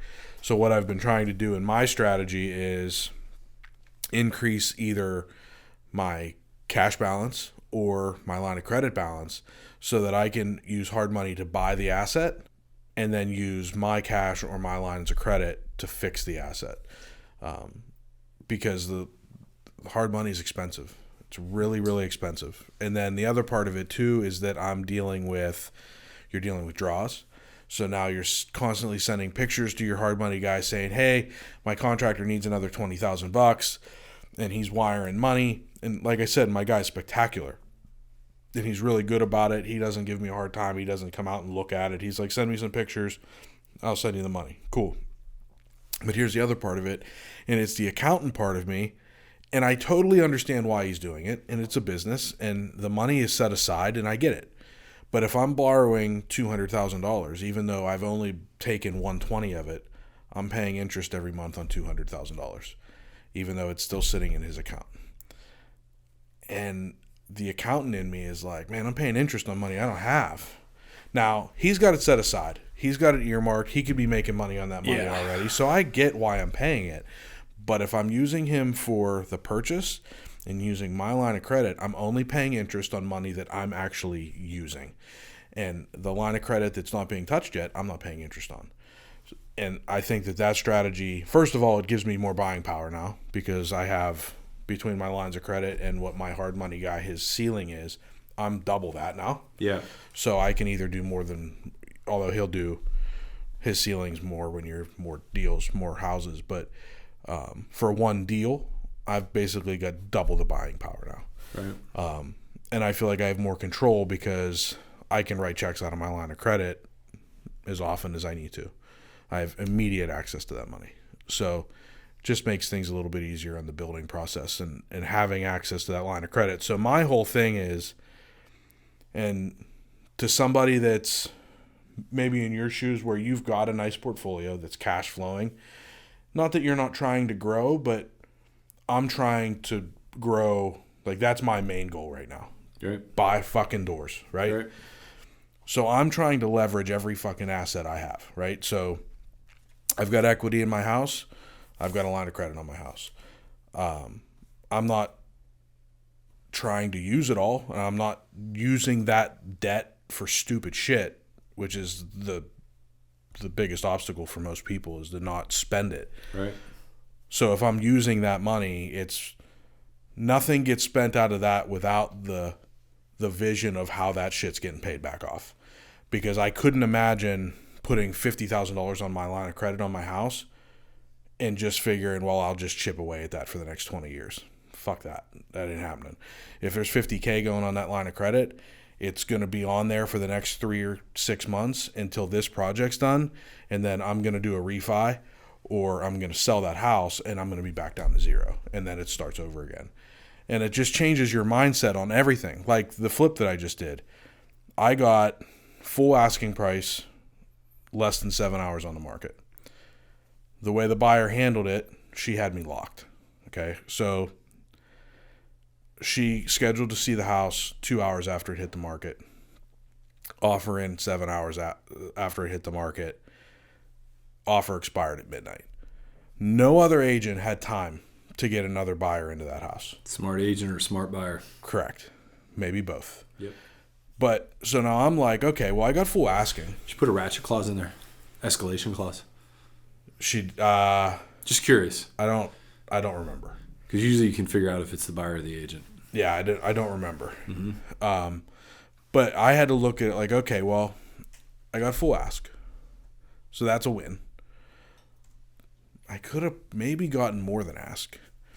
But the big thing that I didn't love and it made me nervous was there were contingencies. Okay, so there was a home inspection, which I did like you did. I fixed fucking everything. There was nothing to find in a home inspection. It was a new roof, new furnace, new water heater, new plumbing, new electric. Everything was new. So I wasn't worried about what they were going to find. Nickeled and dimed, right? Like random stuff. It was little shit, right? Yep. But there was an appraisal. There was a mortgage, a financing contingency. So there were contingencies in there. And I know that one of the games that people are playing with inventory being low is to lock up a house and then negotiate after the inspection. And I thought to myself, if she locks me up and I take this house off the market, 10 days goes by the inspection, and then she says, well, I'm going to take $20,000 off. Now I'm faced with a decision is, do I take that deal or do I have to go back out on the market and hope for the next one? But that hard money clock's running. The hard money clock's running. I'm paying that money out every month. Mm-hmm. And like you said, you go in all in. I can tell you that every deal I've done, I've gone to the fucking finish line like sweating. So like every deal you do, I go to the closing table fucking broke. Like we're closing. Okay. Hallelujah. Okay, we're all good. That's why you need now that we can start over again. $100,000 clause, bro. You need that clause in there. You were talking about adding to like the hard money lenders amount that they can offer and then what you have to rehab with. And I find it interesting. So like we use Ricasa and that's more, I would say it took a really long time to get to the level where we could get the service that Ricasa offers us. And I'll tell you a story after this about when things go wrong, and you better have the right company that has your back. And Ricasa is one of those companies that does. So they don't, like, if we do a $200,000 deal and we paid $119,000 and we took our first $10,000 draw, we're only on record for $129,000, right? So when we take our next draw, then our payment will rise. Right? Oh, so your interest is only based on what you've taken so far? Yeah, it's only taken and I like that relationship. Yep. Ricasa's not cheap, right? Like, they're not cheap by any stretch. They're a company out of Ohio. They're the real deal. I've been dealing with them for, 10, 12 years. They've been, man, they've been so good to us, and we've been really good for them, right? We are ultra performers for them, and that's who you want, because when you need that letter, you're going to get that letter, right? And when you go to do that deal that's like, wow, I don't know, it's like gray area. I don't want to say gray area, but like, it's 87% loan to value. Well, we're going to make it work. There's ways to make that happen, and we did a deal a while back, and we went all in, and this is like during the farmhouse, and I can't remember. I think we were already in the Fox Chapel deal, so we did a deal in Fox Chapel, and this house was. Are we talking about the deal in Fox Chapel now? Because let's do this deal. This is. We talked about this months ago, and you were like, "I can't talk about it now," but I'm ready. This is so like for everyone else that tuned out, it's like tune back in, right? So, so we go on to Fox Chapel. We get a great lead from one of our good close realtors we worked with for years. Hey, we have a house. Rough numbers. I think like it's asking $200K. It's in really rough shape, and I'm like, I like rough shape. Let's go see it, right? And we go up a goat's path of a road, and I'm like, man, like cool. I'm in my truck, and I'm like, this is a road. Should have brought my dirt bike. Yeah, should have brought the dirt bike. And we pull up, and he's like, we're here. And I'm like, here where? Like, there is a jungle of bamboo that is 20, 30 feet in the air, and you can't see the property. And it's 50 feet deep of bamboo. And I'm like, holy cow, like, do we knock it down to get to the door? What are we doing here? And he's like, yeah, just climb your way through. And I'm like, okay. And we get in the house, and it's this beautiful, just absolutely gorgeous, old, and when I say absolutely gorgeous, right, I see the vision in really old, beat up shit. And I'm like taking pictures, and I'm sending them to my wife, and I sent her a picture of the fireplace, and it's this gorgeous marble, Italian, just imported fireplace. It's absolutely gorgeous. And I'm like, could you imagine this restored? And she's like, you're buying that house. Please buy that house. I'm like, yeah, we're working on it. And I'm like, it's a weird area, right? It's a private drive. So if you hold on to nothing else, it's a private drive, which means the borough does not own it. The county does not own it. The state does not own it. And so we do some due diligence, and we come across there was a dispute between the owner of the house and one of the neighbors, and it was magistrate level. And I'm like, okay, well, that's a problem. Like, we got to figure out, somebody's got to figure out what happened at this magistrate level before I'm even thinking about buying a house. And so we get the all clear. Yeah, they went through the magistrate. He paid them, blah, blah, blah. And I'm like, can I get that in writing? Yes. And so we go through this project, and I remember talking to the title insurance company, and I'm like, hey, there appeared to be a legal situation at the magistrate, and I know, by the way, I'm not a lawyer. I don't know anything about law. Man, if I paid for an education on this one. Let me say that. We do the deal, and we rehab this house. Like we figured it was somewhere, north of $700,000 when we're finished. Buying it for $2 million, we're not putting $500,000 in this house. Right. We do a beautiful hardscape. It was decked out. We decked this house out. My wife's our designer. She's amazing what she does. I always joke, like, I don't choose the colors. I don't choose any of the finishes. She tells me what to do, and I just, I implement that. And we had some guys working with us, and I had a good buddy of mine on the project, and literally we're getting ready to list, and I start finding out, like, there's issues on the road, and we put it up for sale, and I don't remember all the details, but we get, like, basically a knock at the door, like, you can't sell the house. And I'm like, no, I own it. What are you talking about? You can't sell the house. And it's like, there's an entire lawsuit on the entire street. And I'm like, No, there isn't. I had a title search. Like I'm in my head, like disclosures were filled out. This isn't my first day on the job. Yeah, T's were crossed. Like this is 15 years into real estate. Like I've done non-performing notes. I know what, I did my due diligence. Yeah, and so it turns out there are 5 or 6, let's call it 6 for easy math. I think there's 6 houses on the private drive. They've been fighting for years. Now, something to know about us is we run a pretty clean ship. We're above board. If we have a problem, we take care of it. We have a tenant that doesn't pay. We're by the book. We do it. And it could be like, hey, they stiffed us for $350. I still file. I'm that guy. Just really kind of an engineering mindset. And turns out that the person that was suing all of the neighbors' sister is an attorney, and she is a very wise attorney. She filed the lawsuit in something called lis pens, and I'm not sure if I'm saying that right, but that's as close as I can get to it. And what lis pens is a pending lawsuit. So when you go to pull a title, you go to the prothonotari's office where lawsuits in motion are recorded. Okay. But there's this whole other thing that happens in the front office where, hey, I filed some paperwork, but it's not really formal. But it is. So like, holy shit, like I have a finished house, I have a hard money lender, and I have, I'm not going to name numbers, but like, buddy, this is a big swing. Like this is the biggest project we've ever done. And it was all over the road. And I don't want to discount the fact that she's not wrong, right? Like the road was atrocious. Fox Chapel Borough had not treated a water project that they were doing there well. They were not easy to work with. Allegheny County was not easy to work with. It all stems from the railroad, actually. There's a railroad way downriver that blocks them from moving water under the railroad to the river, that blocks the whole way up and floods this lower area, this Fox Chapel area. And so, all the water runoff is treated like, gold, right? Like you can't send water down that hill because you're flooding your neighbor. And, it's one of those things.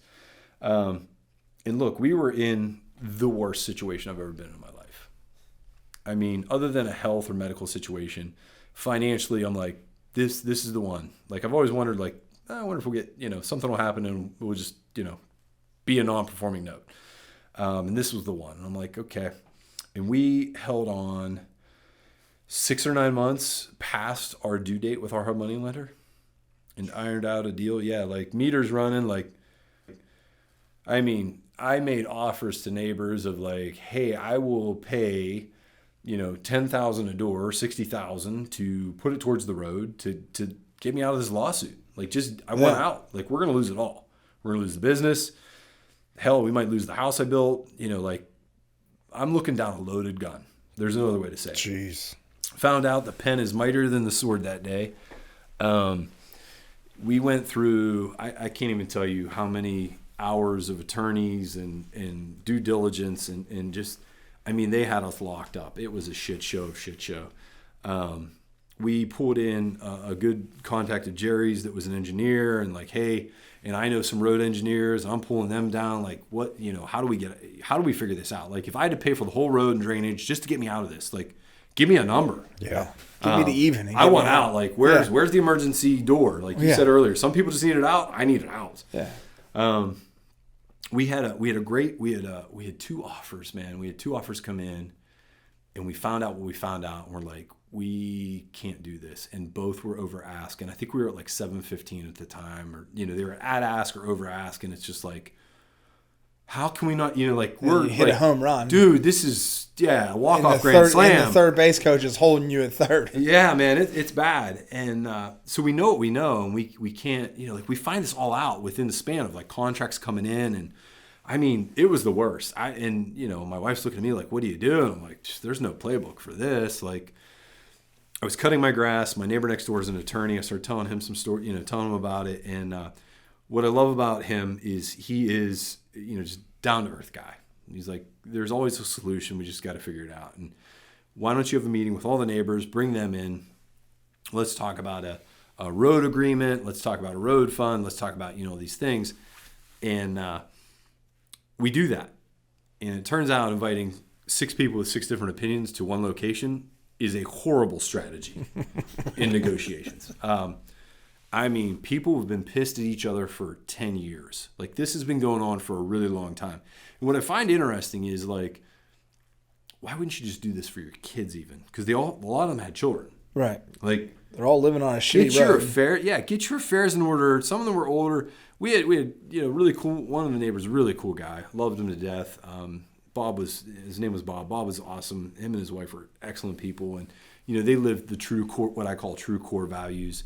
And everybody else, just terrible humans. Yeah, terrible. We went on for 6 or 9 months. I don't know how many times I told Jerry, like, I'm selling properties to hang on, to make the payment to a hard money lender. Like, okay, what can we sell in the next 60 days to get us through the next 60 days? Like, what are we doing to make sure we live through this? And what are we keeping if we live through this?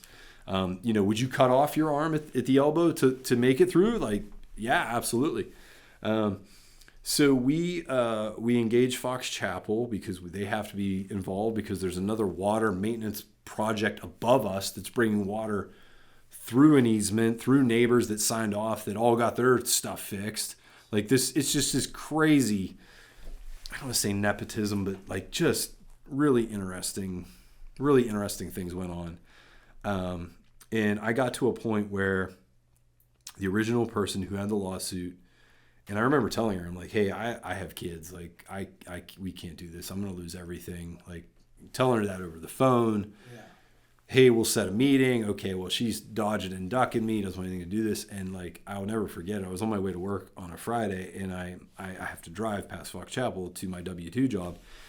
And I call my boss, and I'm like, hey, I have something that's emergency. I just have to take care of. I'm not going to be in today. Off the Fox Chapel exit, I go to her house, hit the Ring doorbell. I'm standing there like, the doorbell answers, and I'm like, listen, if you're not here, you're at the office. So I'm headed there next. Like, and I'm not upset. Like, we got to figure this out today. Like, I'm going to lose everything. And she's like, well, I'll be free at the, I'm like, you're not understanding. I'll be there in 20 minutes.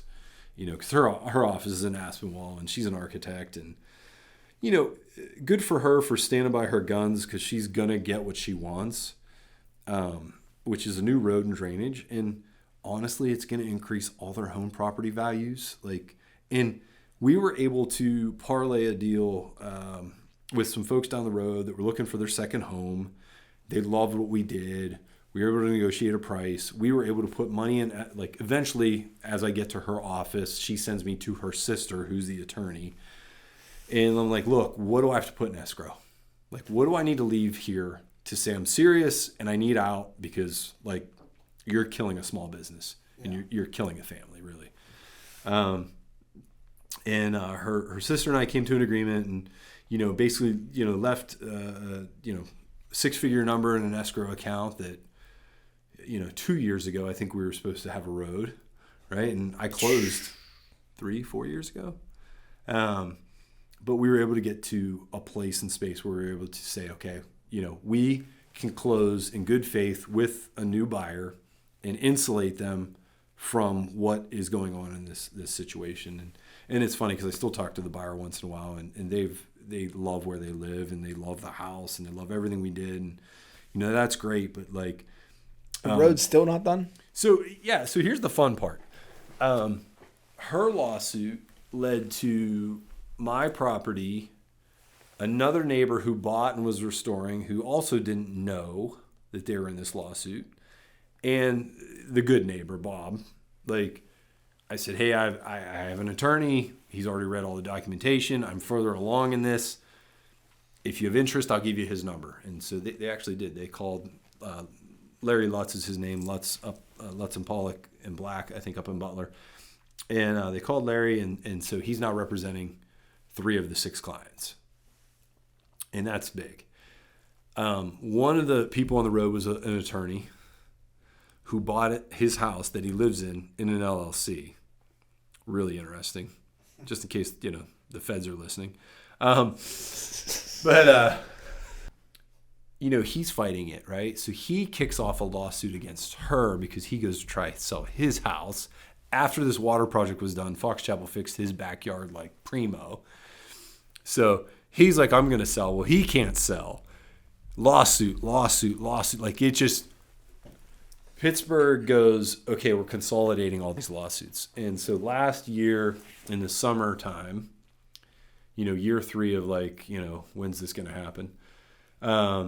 The judge goes out with all parties present and walks the road. Right? Like, not in the courthouse. Like, to me, I don't even know who the judge is, but like, kudos. Dude's got an S on his chest, like, real deal guy, gonna get boots on the ground, go out and see what's going on. And he finds out what he finds out, and it's like people haven't taken care of it. Like, when I say gutter, I don't mean gutter, I mean trench. Gutter. It's not even a trench because they're brick lined and they need redone.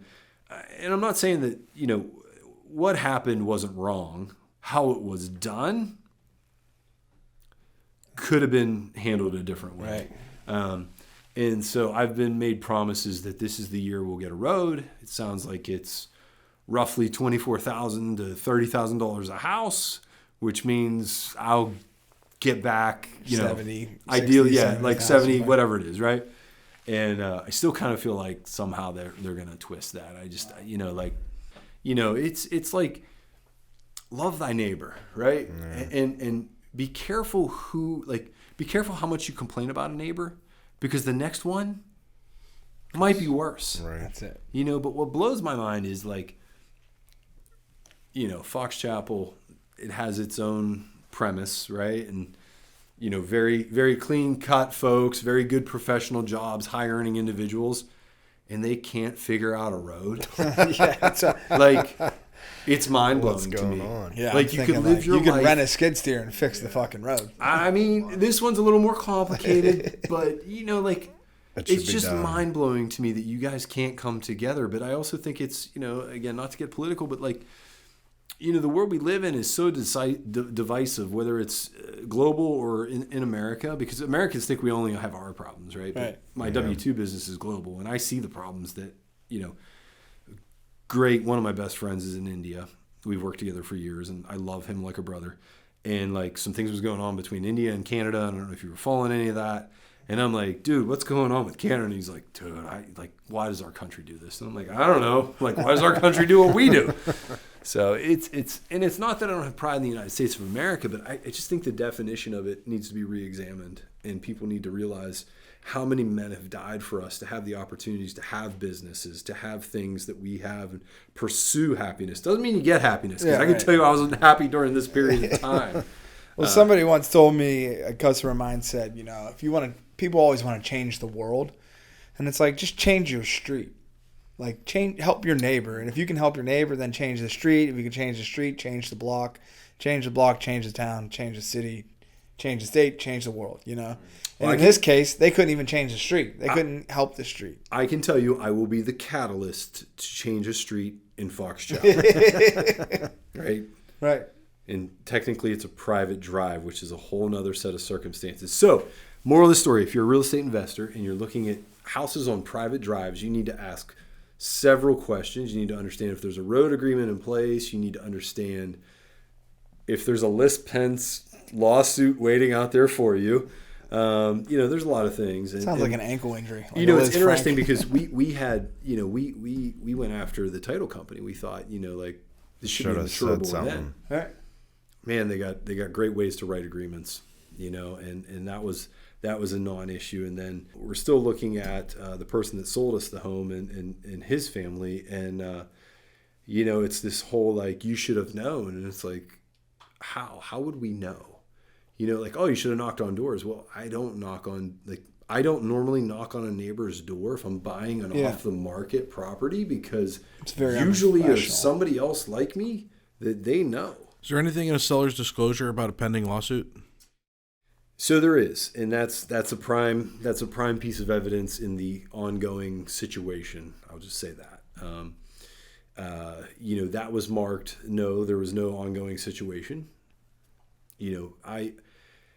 I don't know. It's funny. We just said all this information's out there, right? But I'm telling you, you can't look up list pens. It doesn't exist in the apps. It doesn't exist in any of the technologies we pay for. So unless you physically went to that office and asked, you would never find out. That's wild. Yeah. Like I said, the person that filed that was, savvy. Maybe is the way I would say it. Or vindictive. I don't know. I think they were trying to do the right thing because it doesn't encroach upon the other owners getting like a second mortgage or refinancing, right. Things like that. Good point. But honestly, if you're that pissed off at that point, send it. Why? Yeah, I'm like you, send it, right? Yeah. Full bore. You're getting both barrels. Yeah. So that's that's my. Sounds my like Hugh's the guy you need to talk to about your issue with Plum. Yeah, fucking Plum, dude. Now they're building a well on the farm by me, so that's fun. Well, you have the property next door. Is the well a water well, or are we talking gas rights? It's a well? gas well on a farm. Are you public water? Yeah. At your residence? Yeah. Okay. All right. Yeah, it's a whole thing. I've been trying to buy this property for 3 years, and I can't get someone to call me back. I've been to council meetings. I've been downtown 5 times. Nothing. Who owns it? The lady hasn't paid taxes on it in 6 years, so... Let me take you in a different angle. I got an angle for you. Good. She paid her school taxes? She hasn't paid anything. Okay. Here's what I want you to do. Here's your strategic playbook. All right, let's do it. I want you to go to Plum High School. Okay. And you're going to get pushback. So just the best term to use is I will file a right to know.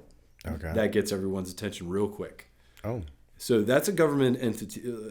I shouldn't say. I don't know if the school is a government entity. Either way, Yes, they fall under right to know. Yep. Sunshine Act. Okay. Sunshine Act. Okay. So right to know basically means you as a citizen have a right to know. Okay. So when they start pushing back of like, hey, we don't want to disclose what they owe in school taxes, right? And so you're going to ask a couple of questions. And really the ideal person to talk to in that situation is either, I don't know if it would be the solicitor or the business manager, but you're going to have to figure out which office you need to be in. Yeah. And then you want to close that office door. And, you want to go in there and you want to explain that you're looking at this specific parcel, have your parcel ID, Yep. have your address. Got it. Right? I would like to know what's owed in back school taxes. Mm-hmm. Okay. You're not going to tell me that. That's fine. I'll file right to know. Oh, you're going to tell me that now. Okay. Now I know. And I want to know what it costs me to pay you as a school to push this to a school sale. Sheriff's sale. Won't be a sheriff's sale. Because the school's going to get their money. It'll be a school sale, but it will take in lieu of deed, right? So there's another angle. And I believe they have to owe more at the school district than they do the county, They which will. is usually like, right, if you missed 1 year of both, school taxes is higher. Way. So then the school can go to the county, get the paperwork, right? So you can push this through, but what you're opening yourself up to in most school districts, what they do is a closed envelope bid system. So the 4 of us walk in a room, we all have a closed envelope. Yeah. Envelopes go to whoever business manager or solicitor. He's going to open all 4 in front of us. Highest card wins. So there's pros and cons to that, but you can, There's something about there's it. ways to push, right? Yeah, I'm going to have to. There's some other ways to push too, but maybe I'll What tell you about- those later. Why have you, and you probably have because you said you went to the county, but what about the Vacant Property Recovery Act, the side yard program? So that's how I got into it. Yeah. That Plum had that right before COVID. I signed all the paperwork. I had a rough agreement on price, and it sat at the fucking development authority downtown since then. That's because they haven't picked And up the phone. every They haven't picked time up the I phone talk to call to the right them- guy, they know. Every time I talk to them, they say it's still sitting with Plum. Well, that's Yeah, why you because got the to go to school, Plum. because the borough council has to approve it. Yeah. So that's where that is. But Right to know. So that's the cheapest way. that's peanuts. Start shaking hands and kissing babies. Yeah. Is there a house on I'm it, just or is gonna it just become land? mayor, and No, I mean, Is it the house? it's just a yard. Just a dude. yard. Just a yard. Yeah. But the It's way land. it's situated on my property, like it should be mine. You'd have to see it. are you trying to cut a slice? Like how? Okay, It's 15,000 square feet that I've cut the grass on since 2019. so And why I don't, just why don't wanna- you try I wanna eminent put- domain? I want to put a building on it. Was eminent domain 7 years? Yeah, I believe It's only been in back Texas for 4.5 years. Yeah, but if you've cared for that property that long and no one's come forward to stop you, like there's definitely probably an attorney listening to like Rocco, right? Like maybe you talk to Rocco and you go, hey, there's multiple angles that you can put. You can put pressure on this. Yeah. My feeling when things are held up is like, who do I get? Yeah. There's another fish, right? Swimming around the pond. Something, if it doesn't look right, doesn't smell right, doesn't walk like a duck, talk like a duck. Yeah. Probably not a duck. Something's going on. I don't know. Can you build? Would somebody want it to build a house on it? You can't. It's just not feasible. What about the next property over? How big's the next property over? I'm surrounded by like 6 properties that no one has paid the taxes on. Huh. Where do you live? No, I'm just kidding. Plum. Yeah, I mean, it's just a weird situation. We'll figure it out. I'll update soon. I'm gonna go do that. Can you landlock that parcel? It's next to the road, so I can't. So there's frontage. But behind my house are several landlocked properties. So that's what I was going to say is like, if there's not enough road frontage by your municipal code, right? Like, lock it up. Yeah. They don't have a choice. Like you're limiting. You start limiting factors for what people can do, and But then again, how much? It's time? honestly, Plum's also got its own administrative problems right now because they just lost the borough manager, but so that's not helping your situation either.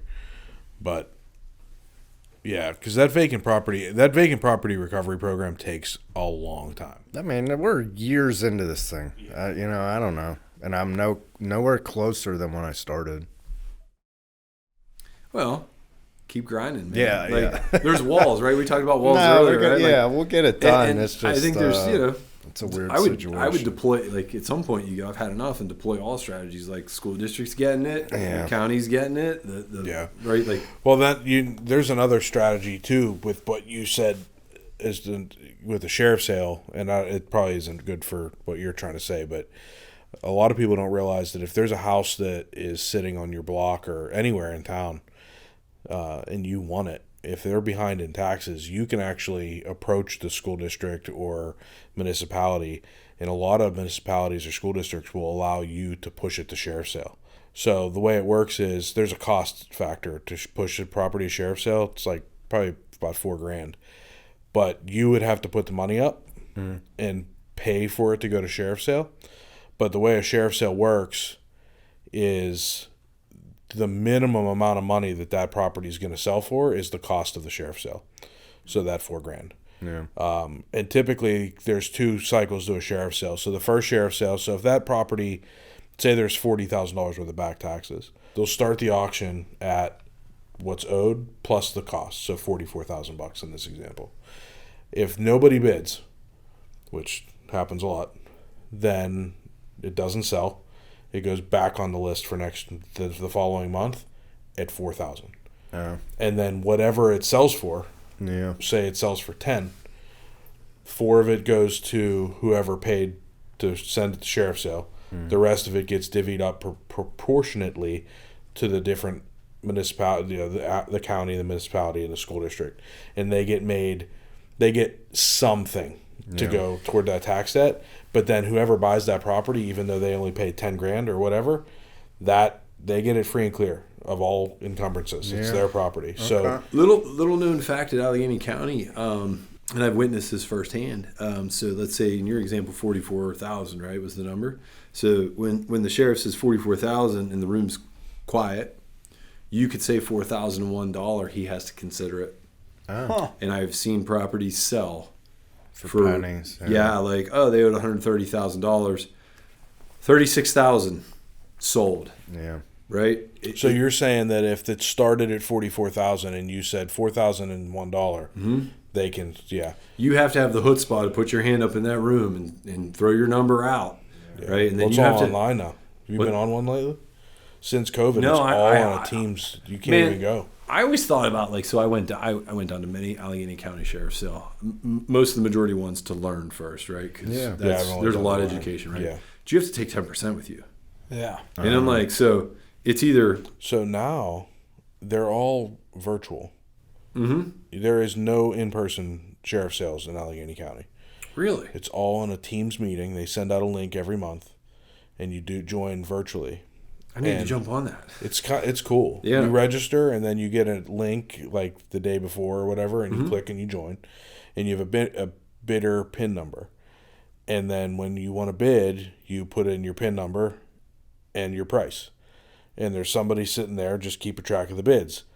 And the lady just goes through and it's all online. And then you have a certain amount of hours or, like 24 hours or something like that to get the 10% down to the county. And then you have a certain number of days to get the rest of it down there.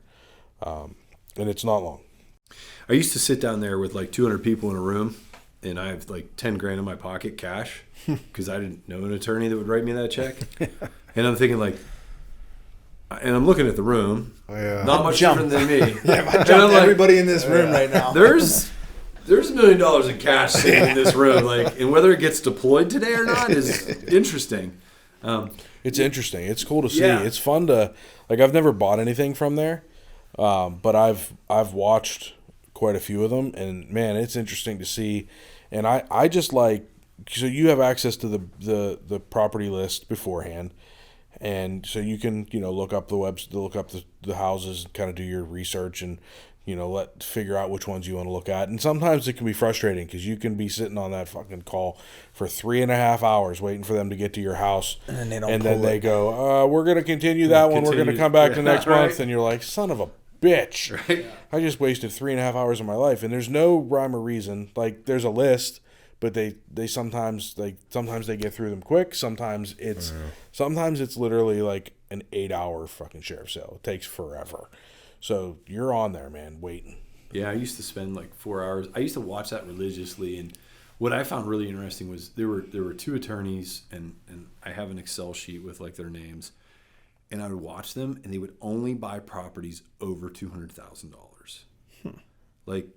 And I looked the properties up, and I'm like, single family home, commercial, single family, like they had this really weird, and I don't know who their client was, or maybe they were buying them for themselves, but like they had a very unique buying strategy. And like the one lady, I mean, she deployed $600,000 at the one sale I was at. And I'm like, I couldn't do that at the time. And I was just like, that's like, and it's like, okay, so back to like all the information's out there. It's like, following the cheese. Okay, so what company name did that go into? And it never matched up to, really interesting stuff down there.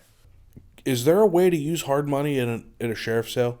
Or you kind of have to have cash or at least a line of credit that you can move like cash? Because you have to close fast. And I don't see how you're going to be able to get a hard money guy to be able to get the funds to you. Or I think the risk is too high for that mark. Like so remember, it's as is where is, and you don't have access. And you don't go in the door. The first time you walk in that house is after you own it. There was in Ramparts, I followed one for a long time, and I wanted the house in the worst way. Right, it was a meth lab. Really? Talk about dodging a bullet. Right?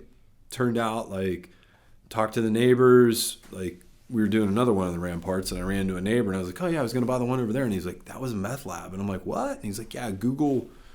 And I'm like, how did I not find this in the beginning? Yeah. But, there's tremendous risk, especially if you don't know what you're doing. I know a guy up above I-80. All he does is buy sheriff's sale properties. He won't spend more than $10,000 on a property. He buys them. He never even looks at them, never drives to them, nothing, right? And he has probably 100 properties. And he just waits. And eventually he gets contacted. And he's like, yeah, I'll sell it to you, 40 grand. Right? And he's just turning. And he's like, I said, well, what do you do when you get municipal letters and everything else? And he's like, what are they going to do? It's all in a company name. I'm like, okay. Like that risk to me, I go. Does he pay the property taxes and like that and just leaves them empty and vacant or what? I don't know. I think he's just running fast and loose, and the strategy to me feels like you talk about a house of cards, like no bueno. It's funny because there's like 85 pages of sheriff sales in Allegheny County, and if you go like Forest County, they don't have a single house for sheriff sale right now. Yeah, I watch Somerset and some other ones like Seven Springs area. Yeah, and I'm like, oh, there's only 2 of these a year, and there's only 6 properties. Okay, here we go. Yeah, it's unique. So 20 years in real estate. What's next, man? What you just gonna grind that? Why are you still at the 9 to 5? I still love what I do. Like Yeah. the digital learning thing is just an absolute passion. I have a lot of opportunity in that market. I just started a new company. It's a consultancy firm that's pietaskill.com, and pieta is a Latin word for skill, so it's like skill. But I actually believe if you're following, like, a lot of the large companies are moving away from university degrees, and we can have a whole conversation about education. But I believe that we're moving to more of a skill-based society, right? Like, you're either qualified to do this or you're not. Yeah. And you either have deep experience in it or you don't.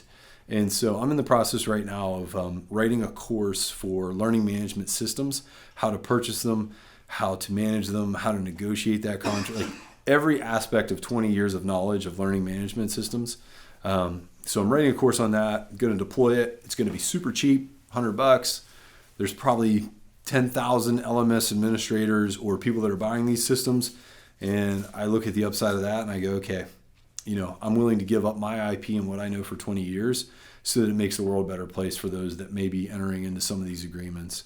And I think we're going to do some other things. I'm working with some folks out of compliance and, healthcare and some other industry verticals that, specific individuals that have specific IP that kind of see it the way I do. Mm-hmm. And we're going to bring those skill courses to market, and, we're going to give that, just let it run for a while. All right. I'm still pursuing,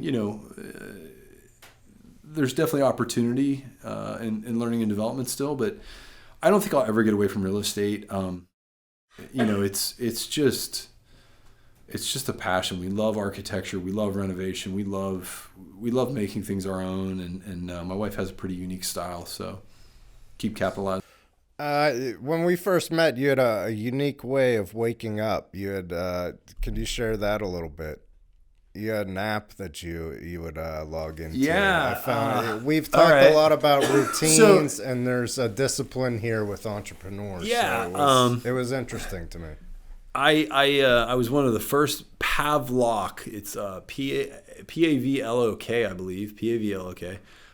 Pavlok is an app that sells you a piece of hardware that's a watch, and they've really built it up since I started with them. But basically, it was electric shock collar, right? Like, need to be up at 5 a.m., set the thing for 90%, and when that alarm hits, man, you were out of bed. Now you can still hit yourself at 90%, but it's pretty cool. They offer this watch, you program it, you set it up to your smartphone, you set the time you want to wake up. And what's really cool now is, I'll set it for like a 50% 3 times zap, which like gets me somewhat groggy. And like, I don't want any noise because I don't want to wake anyone else up in the house, because there's a lot of days I try to wake up earlier than the household. And now you have to get up and do like a puzzle or math on your phone to shut this off. And this sucker just keeps shocking you, right? Like, you're trying to do like math, and this thing's hitting you, and you're like, oh, I hit the wrong button. I thought that was right. Yeah, and like, oh, I hit the wrong button, and now I'm getting shocked 3 more times. But I'm telling you, man, that's a game changer. I also had I had nose surgery recently. It turned out that like I had bad sleep apnea. I had my whole face broken, like almost 45 days ago. Yeah, and I can breathe, man. It's crazy. I sleep better. I breathe better. When a doctor tells you you'll breathe better, you don't really equate that to like ram air. Like, I have direct ram air going on, and I'm just much more oxygenated. I feel better. I'm sleeping better. The surgery was the worst thing in my life, and I say that after having a compound fracture in a leg. It's pretty bad, but I would do it again tomorrow. Okay. You have a CPAP machine or not? No, I'm sleeping. It's incredible. Yeah. I'm hoping to, over the next year, become less of a mouth breather, and the nose, they say it'll slowly kick in, and thus, like, I don't snore, but it sounds like I'm sucking the whole room in, and that's detrimental to, my wife's sleep. So I'm trying to honor and value her, and also improve my life. So yeah, I got a CPAP machine like April, and it was like one of those things everybody always told me, oh, you snore, and I'm like, well, I never heard myself. And when I got it, I was like, man, this is great. Then when I got like when I get nasally at night, like, I can't sleep with it. The next morning I wake up, I'm like, this sucks. It's like a game changer. Yeah. So sleep's important. I learned, I dig in, right? Like I went and saw an ENT, and ENT's like, we can fix part of this problem, but we can't fix it all. So you're going to plastics. And I went over to plastics, which, just so much trying to look more handsome, right? Like that's a joke. But, this guy, I went round and round with him for 3 years. I wish I would have made the decision sooner. But he was telling me like, hey, we need to figure out if this is your throat, because they can enlarge your throat. There's a way that they can expand your throat. You get a bigger airway. They can remove tonsils. There's a bunch so it's not just, mine was complete nose, like broken nose, soccer, fist fights, different things. I just needed to get the nose fixed. So my throat and my tonsils aren't the problem, but there's many ways that they can fix that issue. And when you, like you said, when you're oxygenated and sleeping, man, the next day you're not exhausted. You're not, all the side effects of not good sleep and not good oxygen. Yeah, I mean, because we all work, so it's like you can't get 8 hours of sleep. Like, that's not... 8 hours? What's that? Yeah. So now I'm like, I can get 4 with the CPAP machine, and I feel like I got 8. If I sleep 8, I did something wrong the night before. It's like, I'm not waking up good at all. It doesn't matter how long I sleep. Yeah, sleep's a little bit overrated. I've thought long and hard about, like, I've given up a lot of sleep in my early years and still to this day. But I don't want to live to 90 or even, I don't know, 80 is obtainable now. But, when I was thinking about it as a kid, like 80s, I've watched my grandmother's wither with dementia. I've watched, a lot of people die and pass. As you get older, like it's more bad news than good news most days. Right. So-and-so passed away, and it's like, man. And I'd rather invest in legacy, the kids, and spend my time now and be completely burnt out and just a wreck later. And maybe I die 5 or 10 years earlier, but man, I will never regret. Like high quality of life, I have 0 regrets. Yeah, sleep when you're dead, right? Yeah, sleep when you're dead. Big fan. What else, man? Anything else you want to talk about before about we the wrap it website? up? No, I think we've hit it all. I appreciate you gentlemen having me here today and allowing me to talk about my small situation. And, I hope this helps somebody else, really. That's like the big thing for me is, when I was 26, we didn't have YouTube or TikTok or Google or, ChatGPT or any of these things. And I'm just hoping there's somebody out there listening to this, like, hey, we can go broke a few times and strategically and end up really well off. I grew up, I don't want to say I grew up, completely poor with nothing, but, it's been a good run, and hard work, energy, and effort will get, attitude and effort will take you a long way. All righty, Hugh. How do people get in touch with you? How do they contact your businesses? Yeah, I think the best way is, we're out on Facebook. We have a website, thestarverfarmhouse.com. On Facebook, it's the Farmhouse Wedding Venue and Event Space. And for the digital learning side, it's pietaskill.com. But you can always reach out to me, LinkedIn, Facebook. We're out there on the interwebs.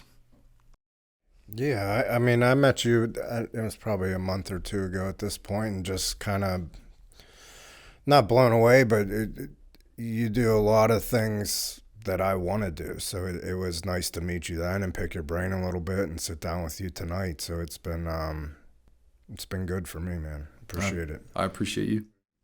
Yep. Thanks for coming, man. Appreciate it. Thanks, gentlemen. It's been a good one. Thank you for listening to Between Two Bridges, a business-to-business podcast. Find and follow us on your preferred podcast streaming platform. Like and subscribe, and leave us a rating and review. You can join us socially on Facebook, Instagram, TikTok, and Twitter. Yes, we still call it Twitter. You can email the show at info@betweentwobridgespodcast.com. Until next time, make it till you rake it.